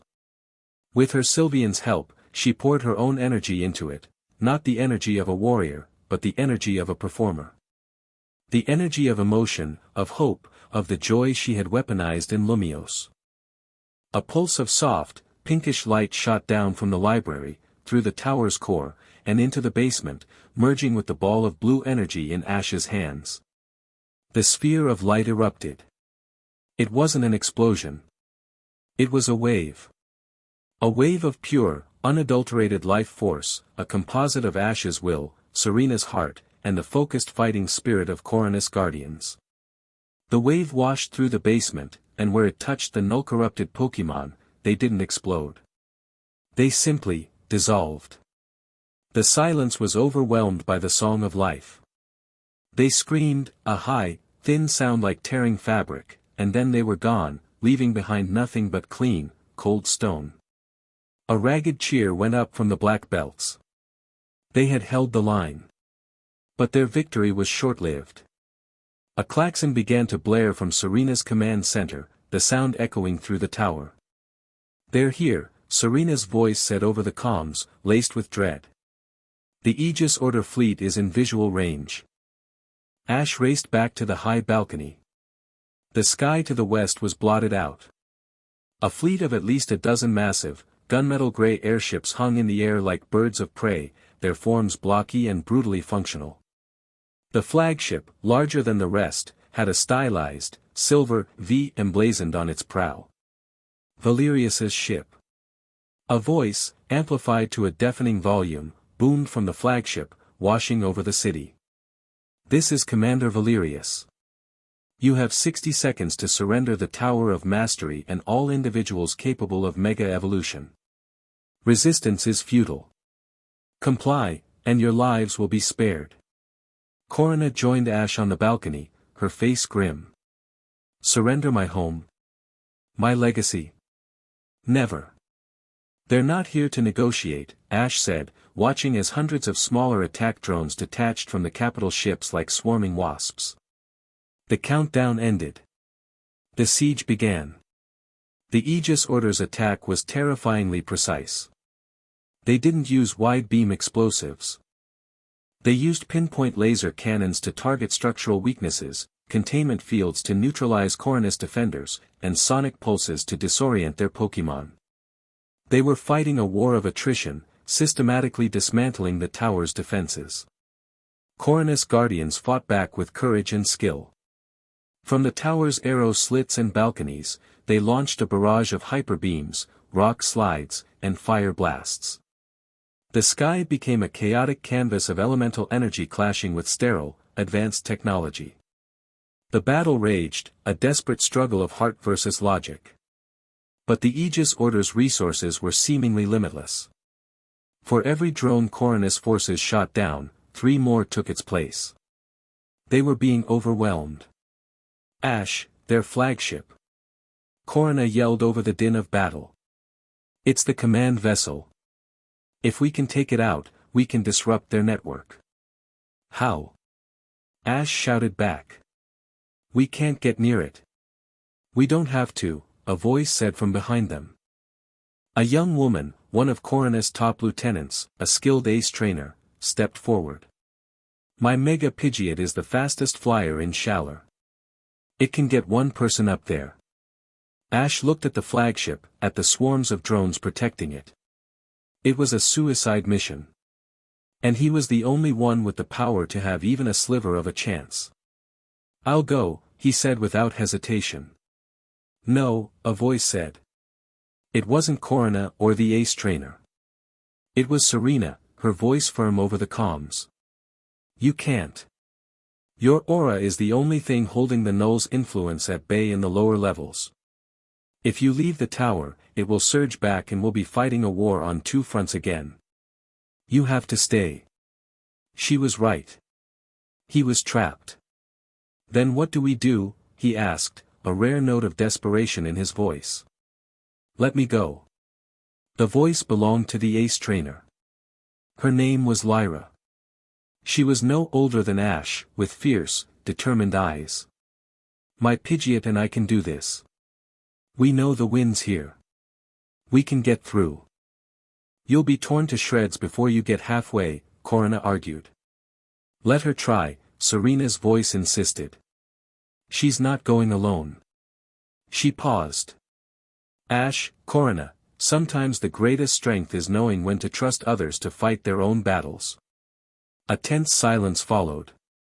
Then, Korrina looked at Lyra, saw the unwavering resolve in her eyes, and gave a sharp, reluctant nod. Fly true, Lyra. Lyra smiled, a brilliant, fearless grin. She tapped her key stone, and her Pidgeot erupted in the light of Mega Evolution. With a powerful cry, it launched from the balcony, Ash watching as Lyra expertly guided it into the maelstrom. The flight was a masterpiece of aerial combat. Mega Pidgeot weaved through laser fire and drone swarms with impossible grace. Ash, Korrina, and everyone on the tower's battlements watched, holding their breath, launching covering fire to give her a path. It was a beautiful, desperate, and ultimately doomed effort. A concentrated volley of laser fire caught Pidgeot's wing. With a cry of pain, the Pokémon faltered, and they began to spiral downwards. A roar of despair went up from the defenders. But as they fell, something happened. Lyra didn't recall her Pokémon. She held on, whispering to it, her hand on its neck. A surge of brilliant golden light, far brighter than a normal Mega Evolution, enveloped them both. It wasn't a transformation. It was a bond, pushed to its absolute limit, becoming a shield. They slammed into the side of an adjacent building, the golden light absorbing the worst of the impact. They were out of the fight, but they were alive. They had failed. The flagship remained untouched. And now, the Aegis Order was preparing its main weapon. A massive cannon began to extend from the prow of Valerius's ship, its barrel glowing with a terrifying energy. It was aimed directly at the Tower of Mastery's central spire. It was a killing blow. They're going to level the whole tower, Korrina whispered in horror. Ash stood on the balcony, watching the cannon charge, the fate of the tower resting on his shoulders. He couldn't leave. He couldn't reach them. He was trapped. And then he looked down at his hands. He remembered the feeling of Serena's hope merging with his will. He remembered the adamant circle. He wasn't just a fighter. He was a conduit. Korrina, he said, his voice ringing with a new, desperate idea. I need you. Your grandfather. Every single person in this tower who can use aura. Meet me in the uppermost sanctum. Now. Serena, I need you to connect to the final amplification stone. We're not going to block their attack. We're going to catch it. He turned and ran, not down, but up, towards the very peak of the tower, towards the sacred chamber where the original mega stones were kept, the heart of the tower's power. He was out of options, out of time, and about to attempt the most insane, dangerous fusion of power he had ever conceived. He was going to turn the Tower of Mastery from a fortress into a lightning rod. Chapter 6, The Unmasked God. The uppermost sanctum was a place of profound silence and power. It was a circular chamber at the absolute pinnacle of the Tower of Mastery, its walls inlaid with a spiraling galaxy of every known mega-stone. They pulsed with a gentle, internal light, a chorus of dormant potential. At the very center of the room, resting on a simple stone pedestal, was the Master Stone, a flawless, fist-sized crystal that radiated a palpable, living aura. It was the original source, the heart from which all of Gurken's ancestors had drawn their strength. Ash burst into the room, his breath coming in ragged gasps. The air was thick with a tense, humming energy. Korrina was already there, as was her grandfather, Gurken, and a dozen of the most powerful aura guardians who had answered her call. They stood in a circle around the pedestal, their faces grim, their own Lucario partners standing vigil beside them. They were the last line of defense. The main cannon is at 90% charge.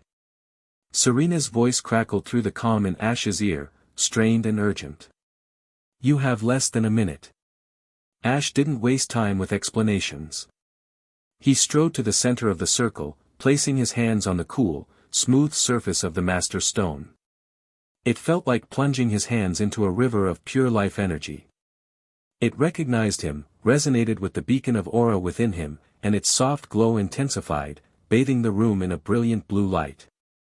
They think this tower is a weapon, Ash said, his voice ringing with a strange, calm authority that silenced the room. So we'll use it as one. But not for destruction. For connection. He looked at Korrina, then at Gurken. I can't stop that blast alone. But the tower can. It was designed to amplify bond energy. We're going to give it the biggest surge of power it has ever known. He closed his eyes, focusing his will. I need your aura. All of it. Don't hold anything back. Pour it into the Master Stone. But don't just give me power. Give me your resolve. Your history. Your will to protect this place. Outside, the sky had turned a sickly yellow. The Aegis Order's main cannon was fully charged, a swirling vortex of destructive energy whining with unbearable intensity. On the bridge of his flagship, Commander Valerius watched the tower on his main view screen, his expression cold and resolute. Target locked, an officer reported. Fire, Valerius commanded. A colossal beam of pure, white-hot energy, as wide as the tower itself, erupted from the cannon. It tore through the air with a sound that was not a sound, but a violent tearing of reality itself. It was an attack designed not just to destroy, but to erase. Just as the beam was unleashed, Ash slammed his hands down onto the Master Stone. Now. The Aura Guardians around him roared as one, a primal cry of defiance. They poured their life force, the legacy of 1,000 generations of protectors, into the stone. A torrent of blue energy, raw and powerful, surged into Ash. He became the focal point, a human conduit for an ocean of power. He felt the memories of Korrina's ancestors, the fierce pride of Gurken, the unyielding loyalty of every Lucario in the room. Serena, he roared, the name both a command and a prayer. In the library below, Serena stood with her hands pressed against the final amplification stone, a crystal linked directly to the Master Stone. Her own Pokémon were around her, their energy flowing into her. She didn't have the aura of a warrior, but she had something just as powerful. She closed her eyes and poured her own essence into the stone, the memory of the crowd cheering in Lumiose, the defiant joy of her performance, the fierce, unwavering love she held for her friends and for the vibrant, colorful world they were fighting for. A stream of incandescent pink light, the color of a Sylvian's moonblast, shot up through the tower's core and slammed into the Master Stone, merging with the roaring blue torrent of aura. The sanctum exploded with light. The Master Stone pulsed, and a wave of shimmering, blue and pink energy erupted from it. It didn't just fill the room, it filled the entire tower. It surged through every stone, every secret passage, every crystal, turning the ancient structure into a colossal, living circuit of bond energy. The Aegis cannon blast struck the tower. There was no explosion. No shattering of stone. The beam of pure destruction simply stopped. It hit an invisible, shimmering barrier that had formed around the tower, a dome of iridescent light that pulsed with the combined will of everyone inside. The energy of the blast, designed to annihilate, was instead absorbed, drawn into the tower's newly awakened energy grid. The stones in the sanctum walls flared, glowing with a blinding intensity as they drank in the power. The entire Tower of Mastery became a beacon, a spire of impossibly bright, defiant light that pierced the darkened sky. On the bridge of the Vindicator, alarms shrieked. "Commander! The target is absorbing the energy. It's redirecting it," an officer yelled, his face a mask of disbelief. "Energy levels are off the scale. I've never seen anything like this." Valerius stared at the viewscreen, at the tower that was now burning brighter than a sun. His cold composure finally cracked. He had calculated every variable, accounted for every possible defense. This was not possible. This was not technology or strategy. It was a miracle. And Valerius did not believe in miracles. "What is that power?" he whispered, a flicker of something akin to fear in his eyes. Back in the sanctum, Ash was at the center of a hurricane. The raw power flowing through him was agonizing, exhilarating. He felt the tower groaning under the strain, the ancient stones humming with more energy than they were ever meant to hold. "We can't hold it for long," Gherkin bellowed over the roar. "We have to release it." "Not yet." Ash grunted, his teeth clenched, sweat pouring down his face. "We're not just going to block it. We're going to send it back. With a message." He focused his will, shaping the torrent of raw power. He wasn't a warrior king or a chosen one. He was a Pokemon trainer. And what did a trainer do with overwhelming power? He communicated. He connected. With a final, desperate roar, he pushed the energy outward. A beam of light, not white and destructive, but a beautiful, swirling braid of blue and pink, shot out from the tip of the Tower of Mastery. It didn't target the cannon. It targeted the bridge of Valerius's flagship. But it wasn't an attack. When the beam hit the Vindicator's bridge, there was no explosion. The ship's shields flared and died instantly, overwhelmed. The light flooded the bridge, and every person there was frozen in place. And they felt it. Valerius stumbled back, his hands flying to his head. He was suddenly drowning in a sea of emotion and memory. He felt the fierce love of a trainer for their partner. He felt the pride of an ancestor passing down a sacred duty. He felt the terror of a child watching their world fade to gray. He felt the defiant, world-shaking joy of 1,000,000 people cheering in a city square. For the first time in his life, the cold, logical calculus of his worldview was shattered by an irrefutable truth, delivered directly to his soul. He was not fighting a disease. He was fighting the very heart of the world he claimed to be protecting. The light faded. The tower's glow subsided. In the sanctum, Ash collapsed, caught by Korrina and Gherkin. The Aura Guardians slumped against the walls, utterly spent. The Tower of Mastery still stood, scarred and smoking, but unbroken. On the bridge of the Vindicator, there was a stunned, tomb-like silence. The officers looked at each other, their faces filled with confusion and a dawning, terrible doubt. Commander Valerius stood motionless for a long moment. Then, he slowly lowered his hands and looked at the Tower of Mastery, no longer as a target, but as the source of a truth he could not deny. "Recall the drones," he said, his voice a hoarse, shaken whisper. "Retreat. All ships. Retreat." The Aegis Order, the great, logical, unstoppable force, turned and fled, not from a superior weapon, but from a feeling they could not comprehend. The defenders of Shalor City let out a ragged, exhausted cheer. They had won. They had faced the abyss and held the line. The victory, however, was a fragile one. The Aegis Order had retreated, but the cost had been immense.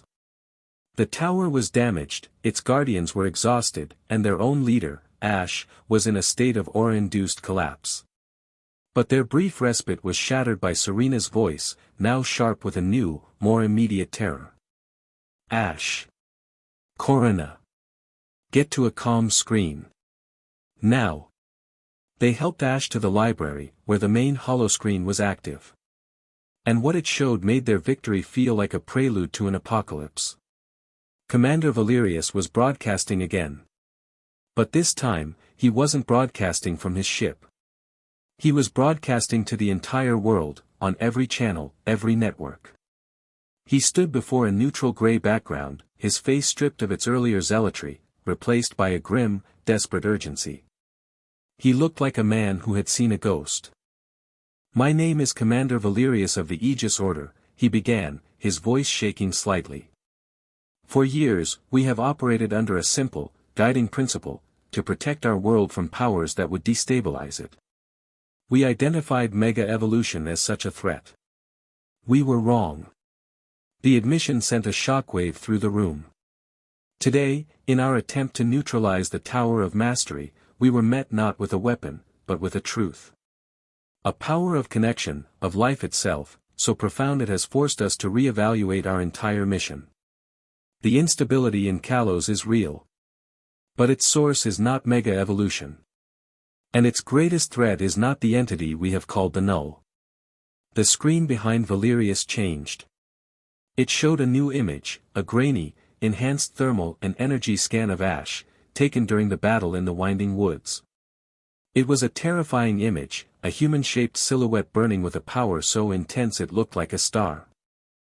The numbers and graphs scrolling beside it were incomprehensible to most, but the message was clear. The greatest threat, Valerius declared, his voice ringing with a new, terrible conviction, is a young man named Ash Ketchum. A collective gasp went through the room. Ash stared at his own image, twisted and portrayed as a monster. His body produces an energy that defies all known physics, Valerius explained, his voice now regaining its cold, analytical edge. A power that can warp reality, manipulate emotion, and resonate on a level equal to that of the null entity. They are not enemies. They are polarities. Two opposing, God-level forces tearing our world apart. His very existence is a catalyst for the chaos. He is not the shield against the storm, he is the eye of the hurricane. Valerius looked directly into the camera, his eyes burning with the conviction of a convert. He was no longer a zealot fighting a concept, he was a soldier fighting a god. Therefore, the Aegis Order is changing its mandate. Our primary objective is no longer the containment of the null. It is the neutralization of the primal threat, Ash Ketchum. To the leaders of the world, I say this, he is a walking apocalypse, and we will use any and all means necessary to stop him. To the people of Kalos, I say, your hero is a lie. The broadcast cut out, leaving behind a silence more profound and terrifying than any they had yet faced. The world now saw him as a monster. His allies would be questioned. The tentative support they had gained from the League Council would shatter. They were no longer a clandestine triumvirate fighting a secret war. They were international fugitives. Before anyone could even process the declaration, a new message flashed on the screen. It wasn't a broadcast. It was a private, encrypted signal, sent directly to their headquarters. The face of Alan appeared on screen. He was in some kind of dark, ruined laboratory, the remnants of Lyssandra's old base. He looked different again. The cold, scientific detachment was gone, replaced by a burning, ecstatic fever. The black, null-infused energy was no longer just streaking his Charizard, it was visibly coiling around his own arms, seeping from the corners of his eyes. He had integrated with the power. He had become it. He smiled, a wide, predatory grin that was utterly devoid of humanity. A dual voice emerged from his throat, his own, layered with a cold, ancient whisper that seemed to echo from the space between stars. "Did you see?" the layered voice hissed, a sound of static and graves. "The little soldiers are afraid of you. They have named you my equal. My rival. My other half. Alan, stop this, Ash pleaded, taking a step toward the screen. The null is consuming you. Consuming? The voice laughed, a dry, rattling sound. No. It elevates. It purifies. It is the beautiful, final truth. The silence at the center of all things. And it has grown hungry. Your little light show at the tower, you have fed it so much hope, so much life. It is a feast. Alan's eyes, now glowing with a faint, black light, locked onto Ash's. You are a beacon. I am a void. We cannot coexist. It is time to end this. The ruins of my old master's folly. The site of our first real battle. Come and face me, primal threat. Come and face your other self. His image flickered. But do not come alone. I want your heart and your fist beside you. I want to extinguish all three of your lights at once. The signal died. Ash stood in the ruined library, the weight of the world on his shoulders. He was an international fugitive, hunted by a high-tech army. And he had just been challenged to a final, apocalyptic battle by the man who was now the willing god of the void. He looked at Korrina, her face a mask of grim determination. He looked at Serena, her expression terrified but her hand already reaching for his. He knew it was a trap. He knew Valerius and the Aegis Order would be watching, waiting for him to make a move. He knew Alan, now a vessel for the null, would be at the peak of his power. It was a suicidal, impossible choice. But it was the only one he had left. Let's go, Ash said, his voice quiet, but filled with a terrifying resolve. Let's end this. As they prepared to leave the battered tower, none of them noticed the small, almost invisible shimmer in the corner of the room. An Aegis Order microdrone, no larger than a fly, recorded their every word, its red light lens blinking once before it dematerialized. The trap was set. And they were walking right into it. Chapter 7. The silence at the center of all things. The Lysandra Labs building was a skeletal ruin clawing at the bruised twilight sky. Located in the desolate, windswept badlands outside Geosenge town, it was a monument to a madman's dream, now a tombstone for his folly. Twisted metal girders groaned in the wind, and shattered sheets of plasteel rattled like dry bones. The ground was still scarred from the final battle against Team Flare, a landscape of craters and fused earth. It was a place where hope had died once before. It was the perfect stage for an apocalypse. The Triumvirate's jet landed a mile from the ruins, its stealth systems making it a ghost in the turbulent air. The ramp lowered, and the three of them stepped out into the biting wind. The air tasted of ash and ozone. There were no grand speeches, no last-minute preparations. They had said everything they needed to say on the flight over. The mood was grim, a taut wire of resolve stretched to its breaking point. Ash's Pokémon were at his side, a silent, formidable honor guard. Pikachu was on his shoulder, its body tense, its electric sac sparking with contained power.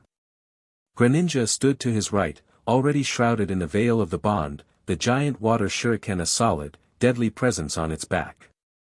The rest of his team, the powerhouse Sceptile he'd called from Oak's lab, its senses perfect for this terrain, the indomitable Talonflame, circling high above as their eyes in the sky, the steadfast Gudra, its gentle nature belying its immense resilience, all of them were ready. Korrina stood to his left, her Mega Lucario a mirror of her own fierce stillness. Her jaw was set, her eyes scanning the ruins with a predator's focus. She was the fist, and she was coiled to strike. Serena was a step behind them, a beacon of calm in the rising storm. Her Delphox, the final evolution of her faithful Braixen, held its fiery wand aloft, its mystical flames a ward against the oppressive darkness. Her bond with her Pokémon had deepened, sharpened by the crucible of the last few weeks. She was the heart, and she would not let theirs fail now. He's there, Ash said, his voice low. He didn't need his eyes. He could feel Alan's presence like a hole in the universe, a vortex of cold that pulled at the edges of his own aura. He's not alone. The null's corruption is everywhere, Korrina confirmed, her Lucario's appendages raised, sensing the twisted energy saturating the ruins. It's like the winding woods, but 100 times worse. The very ground is sick with it. And there's something else, Serena added, her gaze fixed on the sky. A metallic taste in the air. High-frequency energy signatures. They're cloaked, but they're here. The Aegis Order. They were walking into an ambush, just as they'd expected. A three-way battlefield. Let's not keep them waiting, Ash said, his voice devoid of fear. He took a step forward, and the ground crunched under his boots. They began their final walk. As they entered the skeletal remains of the main laboratory building, the trap was sprung. The ruins erupted in light and motion. From behind shattered walls and piles of debris, dozens of Aegis Order soldiers materialized, their advanced armor gleaming in the twilight. They formed a perfect, closing circle around the triumvirate, their energy rifles humming, aimed with deadly precision. Simultaneously, the ground itself seemed to writhe. The shadows stretched and coalesced, forming into the same kind of corrupted Pokémon they had fought in the tower's basement, but these were stronger, more numerous. A horde of void-touched Jengar, Banette, and Spiritome rose from the earth, their empty eyes glowing with a malevolent black light. And from the center of the ruins, on a raised platform where Lyssandra's throne once stood, Alan appeared. He was wreathed in black flames, the null energy no longer just a part of him, but his very atmosphere. His Mega Charizard X stood beside him, a dragon forged from midnight and rage. "Welcome," Alan's layered voice echoed through the ruins, a sound that grated on the soul. "To the end." Commander Valerius's voice boomed from an unseen loudspeaker, crisp and commanding. "Ash Ketchum. You are surrounded. Your power is a threat to this world. Surrender now, and we will make your end swift." Ash ignored him. His eyes were locked on Alan. "This is between you and me, Alan," he shouted over the rising chaos. Alan laughed, a terrible, layered sound. "You still think this is about us? This is about equilibrium. Your light has grown too bright.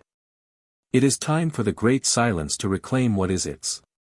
He raised a hand. "Destroy them." The battle erupted. It was a maelstrom of chaos, a desperate, three-front war. Ash, Korrina, and Serena fought back-to-back, a seamless unit of power, skill, and strategy. "Korrina, the soldiers are yours," Ash commanded. "Break their formation." "With pleasure," she roared. "Lucario, let's show them the fury of the unbroken fist." Mega Evolve. Korrina and her Mega Lucario became a blur of blue and black, a whirlwind of steel and aura that crashed into the Aegis Order's disciplined lines. The soldiers were skilled, their technology advanced, but they had never faced a warrior like Korrina. She moved like a dancer, her every strike precise, disabling weapons, shattering armor joints, her movements a physical poem of martial perfection. Her Lucario was her other half, its close combat a devastating flurry of blows that sent armored soldiers flying. They weren't just fighting, they were dismantling an army, piece by piece. "Serena, the corrupted. Hold them back." Ash yelled. "We'll do more than that." Serena cried, her voice ringing with the same confidence she'd had on stage. "Delphox, mystical fire. Pancham, dark pulse. Create a vortex." Serena's strategy wasn't to destroy the shadow creatures, but to control them. Delphox's mystical flames, imbued with her own will, didn't burn the creatures, but herded them, contained them. Pancham's rhythmic pulses of dark energy disrupted their cohesion, forcing them back. Sylvian's moonblasts acted as brilliant, stunning flares, breaking up their charges. She was conducting a battle, turning the null's own chaotic energy against itself, creating a swirling barrier of fire and shadow that kept the horde at bay. That left Ash. His gaze never left Alan. "Sceptile, Greninja, with me," he roared.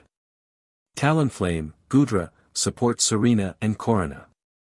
Ash Greninja and Sceptile, a blur of blue and green, charged straight through the heart of the chaos, carving a direct path to the raised platform. The battle for Kalos narrowed to a single, explosive confrontation. You wanted a battle, Alan. You've got one. Ash yelled, as he and his Pokémon leaped onto the platform. So much fire, Alan hissed. It will be a joy to extinguish. The duel was a clash of demigods. Ash Greninja, wielding its water shurikens like twin katanas, engaged Mega Charizard X in a furious aerial and ground assault. Their speed was blinding, their blows shaking the foundations of the ruined lab. Ash himself took on Alan. It wasn't a fistfight. It was a battle of wills. Ash used his Sceptile, its leaf blade attacks impossibly fast, to counter Alan's own movements. Alan, for his part, fought with a terrifying new ability, shaping the null energy around him into solid constructs, blades of shadow, whips of void, which he wielded with deadly skill. Sceptile, Leaf Storm. Greninja, Double Team, then Water Shuriken. The commands came fast and furious, a symphony of combat. But for every blow they landed, Alan and his Charizard seemed to grow stronger, drinking in the chaos, feeding on the negative energy of the battlefield. Charizard's black flames burned hotter, and Alan's shadow weapons struck harder. It was a stalemate. A furious, beautiful, and utterly pointless stalemate. And then Ash realized his mistake. His terrible, fatal mistake. He had been so focused on the fight, on his rival, on the god in front of him. He had forgotten the first rule of warfare. He had forgotten to ask why. Why this location? Why this challenge? Why now? The ground began to tremble, a low, deep vibration that had nothing to do with their battle.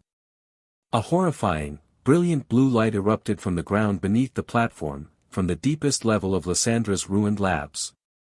It was the energy of the ultimate weapon, the doomsday device that Team Flare had used, the one powered by the life force of Xerneas and Yveltal. The weapon they thought had been destroyed. It hadn't been destroyed. It had been left dormant. Alan began to laugh, a pure, single-toned laugh that was all his own, the null's whisper momentarily gone. It was the laugh of a strategist who had just checkmated the world. "You fool," he said, his voice dripping with triumphant disdain. "You really thought this was about you?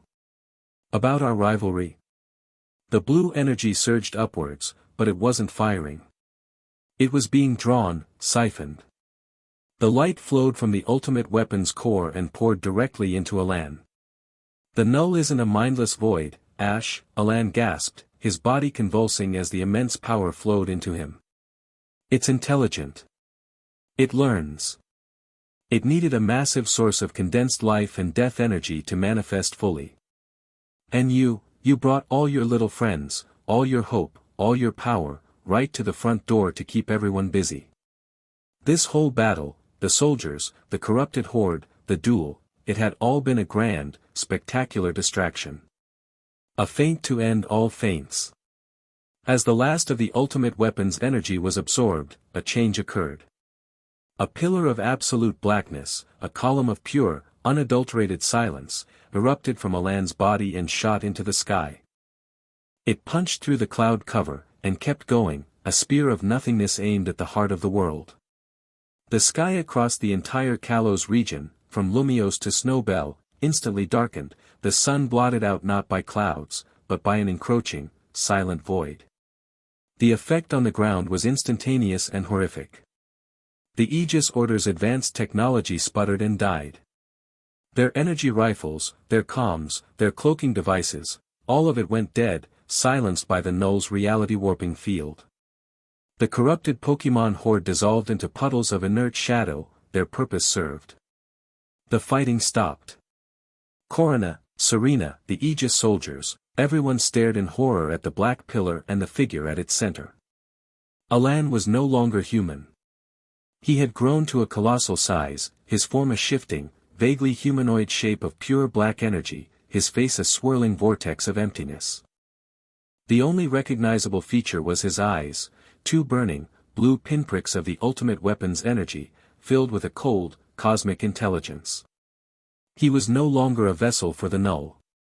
He was the null, given form. I am the tranquility, a voice boomed, not through the air, but directly inside every living creature's mind in the region. I am the inevitable, peaceful end. Your struggles are noisy and brief. They are over. It is time for the silence. A wave of pure entropy radiated from the pillar. Across Kalos, life began to fade. The color drained from the trees, the rivers ran gray, and a profound, soul-crushing apathy fell over every city and town. The hope Serena had built, the courage Korrina had fostered, it was all being erased. Even on the battlefield, the effect was devastating. Korrina's Lucario whimpered, its aura flickering. Serena's Delphox's flame shrank to a tiny, sputtering ember. Their fighting spirit was being snuffed out. What is this? Commander Valerius stammered, his voice broadcasting from the now visible flagship as its cloaking failed. He was staring at his instruments, which were all blank, and at the black pillar on his view screen, a phenomenon that broke every law of physics he had ever known. He had been so obsessed with Ash, the uncontrolled, primal threat, that he had completely ignored the true, existential horror. He had been a pawn. Only Ash seemed immune. His aura, the power of life and connection, flared around him, a defiant, golden shield against the encroaching silence. He stood before the newly ascended god, a tiny spark of light against an infinite darkness. Alan, Ash whispered, his heart breaking. He could still feel the man he knew, a tiny, terrified speck of consciousness, buried deep within the heart of the cosmic entity. The one you call Alan is my first disciple, the voice echoed in his mind. He gave himself willingly. He is at peace. Pikachu, on Ash's shoulder, was shaking, not with fear, but with a rage so profound its body was crackling with an almost uncontrollable amount of electricity. Greninja stood beside Ash, its water shuriken glowing with a defiant blue light. Sceptile, Gudra, Talonflame, they all stood their ground, their loyalty to their trainer a bulwark against the despair. From across the battlefield, Serena and Korrina watched, horrified and helpless. They tried to move, to fight, but the wave of apathy was too strong. It was like moving through thick molasses. The final battle for Kalos was not going to be a grand war. It was going to be a sacrifice. It was Ash and his team, a single spark of life, against a god of absolute nothingness. Ash looked at the colossal being of silence, then back at his friends, at Korrina struggling to her feet, at Serena refusing to let Delphox's flame go out. He knew he couldn't win. Not by fighting. Not by overpowering it. The null wasn't an enemy to be beaten. It was a concept to be opposed. He couldn't destroy the silence. But he could give the world one last, defiant song. He closed his eyes, and reached for his bond with all of his Pokémon, not just Greninja. He reached for the burning loyalty of Pikachu, the fierce pride of Sceptile, the unbreakable heart of Gudra, the soaring freedom of Talonflame. He wove their essences together with his own aura, creating a tapestry of connection, of life. Your resistance is meaningless, the null boomed. All things end. You're wrong, Ash said, his own voice now amplified by the combined power of his team, a chorus of defiance against the void. He opened his eyes, and they were blazing with golden aura. Things don't just end. They change. They grow. They connect. He pushed all of his power, every last drop of his life force and the love he had for his partners, not as an attack, but as an offering. He wasn't trying to destroy the null. He was trying to reach the tiny spark of a land trapped inside. He was forcing a resonance, a memory of their battles, their rivalry, their shared journey. It was a desperate, insane gamble, an attempt to use the power of a bond to remind a god what it felt like to be a man. The golden light of his aura flared, engulfing him and his Pokémon. It surged forward, a tidal wave of life, and crashed against the colossal, silent form of the null. It was a clash not of power, but of fundamental principles. Existence versus oblivion. Connection versus silence. Love versus the void. And as the two opposing divinities met, the world held its breath, waiting to see if the dawn would ever come again. Chapter 8, A dawn of their own. Making the collision was not an explosion. It was a moment of absolute, world-shattering contradiction. Ash's golden wave of life, a symphony of shared memory, fierce loyalty, and unconditional love, slammed into the null's silent, absolute being. For a single, eternal second, light and darkness, sound and silence, existence and oblivion, occupied the same space. The universe held its breath. Inside the heart of the golden wave, Ash felt everything. He felt Pikachu's first tentative nuzzle against his cheek. He felt the fiery pride of Charizard choosing to obey him. He felt the soaring freedom of his first flight on Pidgeot. He felt the bone-deep exhaustion and tearful joy of every gym battle, every league match, every farewell. He took all of this, the entire tapestry of his life as a Pokémon trainer, and pushed it into the void. But he didn't stop there. He reached for the memories that weren't his. Through the resonance of their rivalry, he found Alan. He found the memory of their first battle, the shared thrill of meeting a worthy opponent. He found Alan's fierce desire to protect his friends, the very drive that had led him down this dark path. He found the image of Marin's smiling face, a memory Alan had tried to bury, to sacrifice for the sake of power. Ash grabbed onto that single, precious memory and poured all of his own strength into it, fanning a dying ember into a defiant flame. Alan. Remember. Ash's voice was no longer a sound, but a pure, conceptual broadcast, a plea sent directly from his soul to the one buried in the God Machine. Remember who you fight for. On the silent, cosmic throne within the Null's mind, the Ascended being faltered. The cold, perfect logic of the void was suddenly invaded by an illogical, chaotic, and unbearably painful emotion. A memory. A face. Marin. Chespy. Professor Sycamore. Ash. No, the God voice thundered, a tremor of confusion in its perfect silence. This is irrelevant. This is noise. But it was too late. The seed of connection had been planted. For the first time, the Null experienced doubt. It experienced loss. It experienced love. And the contradiction was too much for its perfect, simple being to handle. A fissure of golden light appeared on the Null's colossal form. Then another, and another. It was like a dam of black glass cracking under an impossible pressure.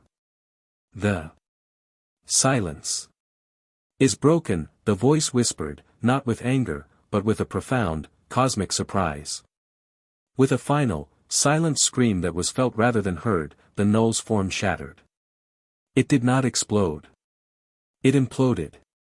The massive pillar of black energy that had blotted out the sky collapsed in on itself, folding into a single, infinitesimal point, and then, with a soft pop, it was gone.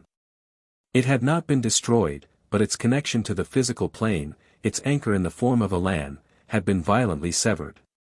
It was banished, cast out back to the silent spaces between worlds. The moment the pillar vanished, the sun returned. A brilliant, defiant dawn broke over the horizon, its light washing over the Kalos region. The wave of apathy vanished instantly. Color flooded back into the world. The gray rivers ran blue again, the faded trees burst with vibrant green. In the cities, a collective gasp went up as millions of people shook their heads, waking from a long, terrible dream. The silence was over. On the battlefield, the effect was just as immediate. Korrina felt strength surge back into her limbs, her fighting spirit roaring back to life. Serena's Delphox's flame erupted, burning brighter than ever. In the center of the ruins, where the god had stood, a lone figure lay unconscious on the ground. It was Alan, no longer a monster, just a man in a tattered black coat, his body free of the Null's corruption. But the victory had come at a cost. The golden light around Ash and his team faded. His Pokémon, their energy utterly spent, collapsed around him. Pikachu slid from his shoulder, landing in a heap at his feet, its breathing shallow. Greninja's bond form shattered, and the ninja frog fell to one knee, panting heavily. Ash himself remained standing for a single, triumphant second. He looked toward the new dawn, a faint, exhausted smile on his face. Then his eyes rolled back in his head, and he crumpled to the ground like a puppet with its strings cut. Ash. The name was a simultaneous, agonized cry from Serena and Korrina. They scrambled through the debris, their own fatigue forgotten. They reached his side, their faces masks of terror. He was pale, his skin cold to the touch, and he wasn't breathing.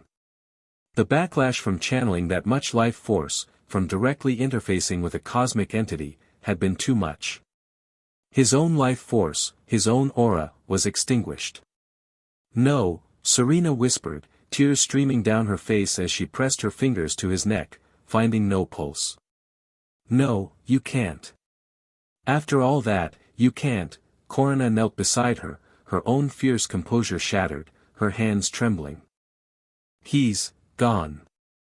From high above, Commander Valerius watched on his view screen, his face a ruin of shock, guilt, and a dawning, horrified respect. He had called this boy a monster, an apocalypse.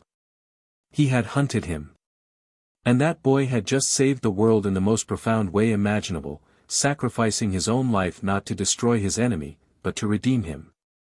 But as despair settled over the battlefield, a new light began to grow. It came from the spot where the ultimate weapon had been, where the life force of the legendary Pokémon of life and death had been stored. A single, shimmering tear of rainbow light floated up from the earth. It was a remnant, a single, potent drop of Xerneas's life-giving power, freed from its prison. It drifted through the air, drawn to the scene of sacrifice. It hovered over Ash's still form for a moment, then descended, touching his chest. The effect was instantaneous.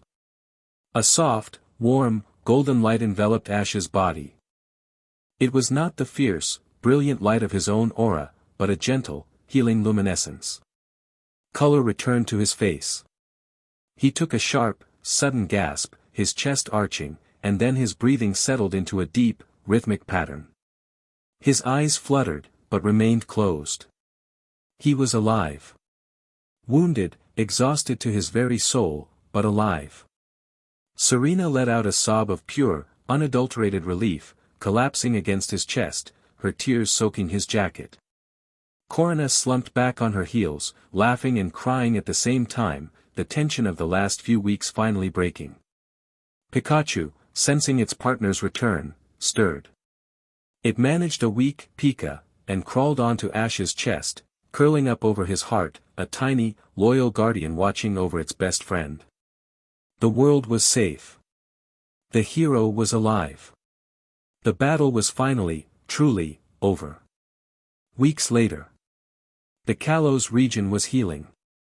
The physical damage from the battles was being repaired, but more importantly, the spiritual wounds were closing. The story of the Triumvirate, of the Null, and of Ash's sacrifice and miraculous revival had become a modern legend, a story told in hushed, awed tones. Commander Valerius had publicly and formally disbanded the Aegis Order, offering his technology and resources to the Kalos League as a form of penance. Many of his former soldiers, their worldview shattered and rebuilt, had volunteered to join the reconstruction efforts. Alan was awake. He had been taken to a secure medical facility under Professor Sycamore's care. The physical toll of the Null's possession had been immense, but the psychological wounds were deeper. He remembered everything. He spent his days in silence, staring out the window, a man haunted by the ghost of the god he had become. Marin was with him every day, her cheerful presence a slow, patient medicine for his wounded soul. His journey back would be a long one. There was no grand ceremony for the victors. No parade. The Triumvirate had quietly transitioned from a crisis council to the foundation of a new, more responsive Kalos government. Diantha, freed from the constraints of tradition, worked alongside them, her experience tempering their revolutionary zeal. The gym leaders and Elite Four, humbled and united by the ordeal, had pledged their unwavering support. The headquarters in Prism Tower was no longer a war room. It was a center of governance, but it still felt like home. Ash stood on the balcony, the same one he had stood on weeks ago, filled with dread. The setting sun painted the sky in brilliant shades of orange and pink. The air was clean, the sounds from the city below a vibrant symphony of life. He was still not at full strength, the doctors said his aura was like a muscle that had been torn and was slowly healing, but he felt a deep, abiding peace. The door slid open behind him. Korrina walked out, no longer in combat gear, but in a simple, comfortable training outfit. She came to stand beside him, leaning on the railing. The last of the reconstruction crews reported in from Shalar City, she said, her voice quiet. The tower is whole again. My grandfather is already taking on new students. That's good, Ash said, a genuine smile on his face. And you? She asked, turning to look at him. How are you, really? I'm okay, he said, and he meant it. Just, quiet. You earned it, she said, nudging him gently with her shoulder. The door slid open again. Serena stepped out, holding a tray with 3 steaming mugs. She was wearing a simple yellow dress, the one she'd been wearing the day they first met again in Lumio City. She handed a mug to Ash and Korrina, her smile as warm as the setting sun.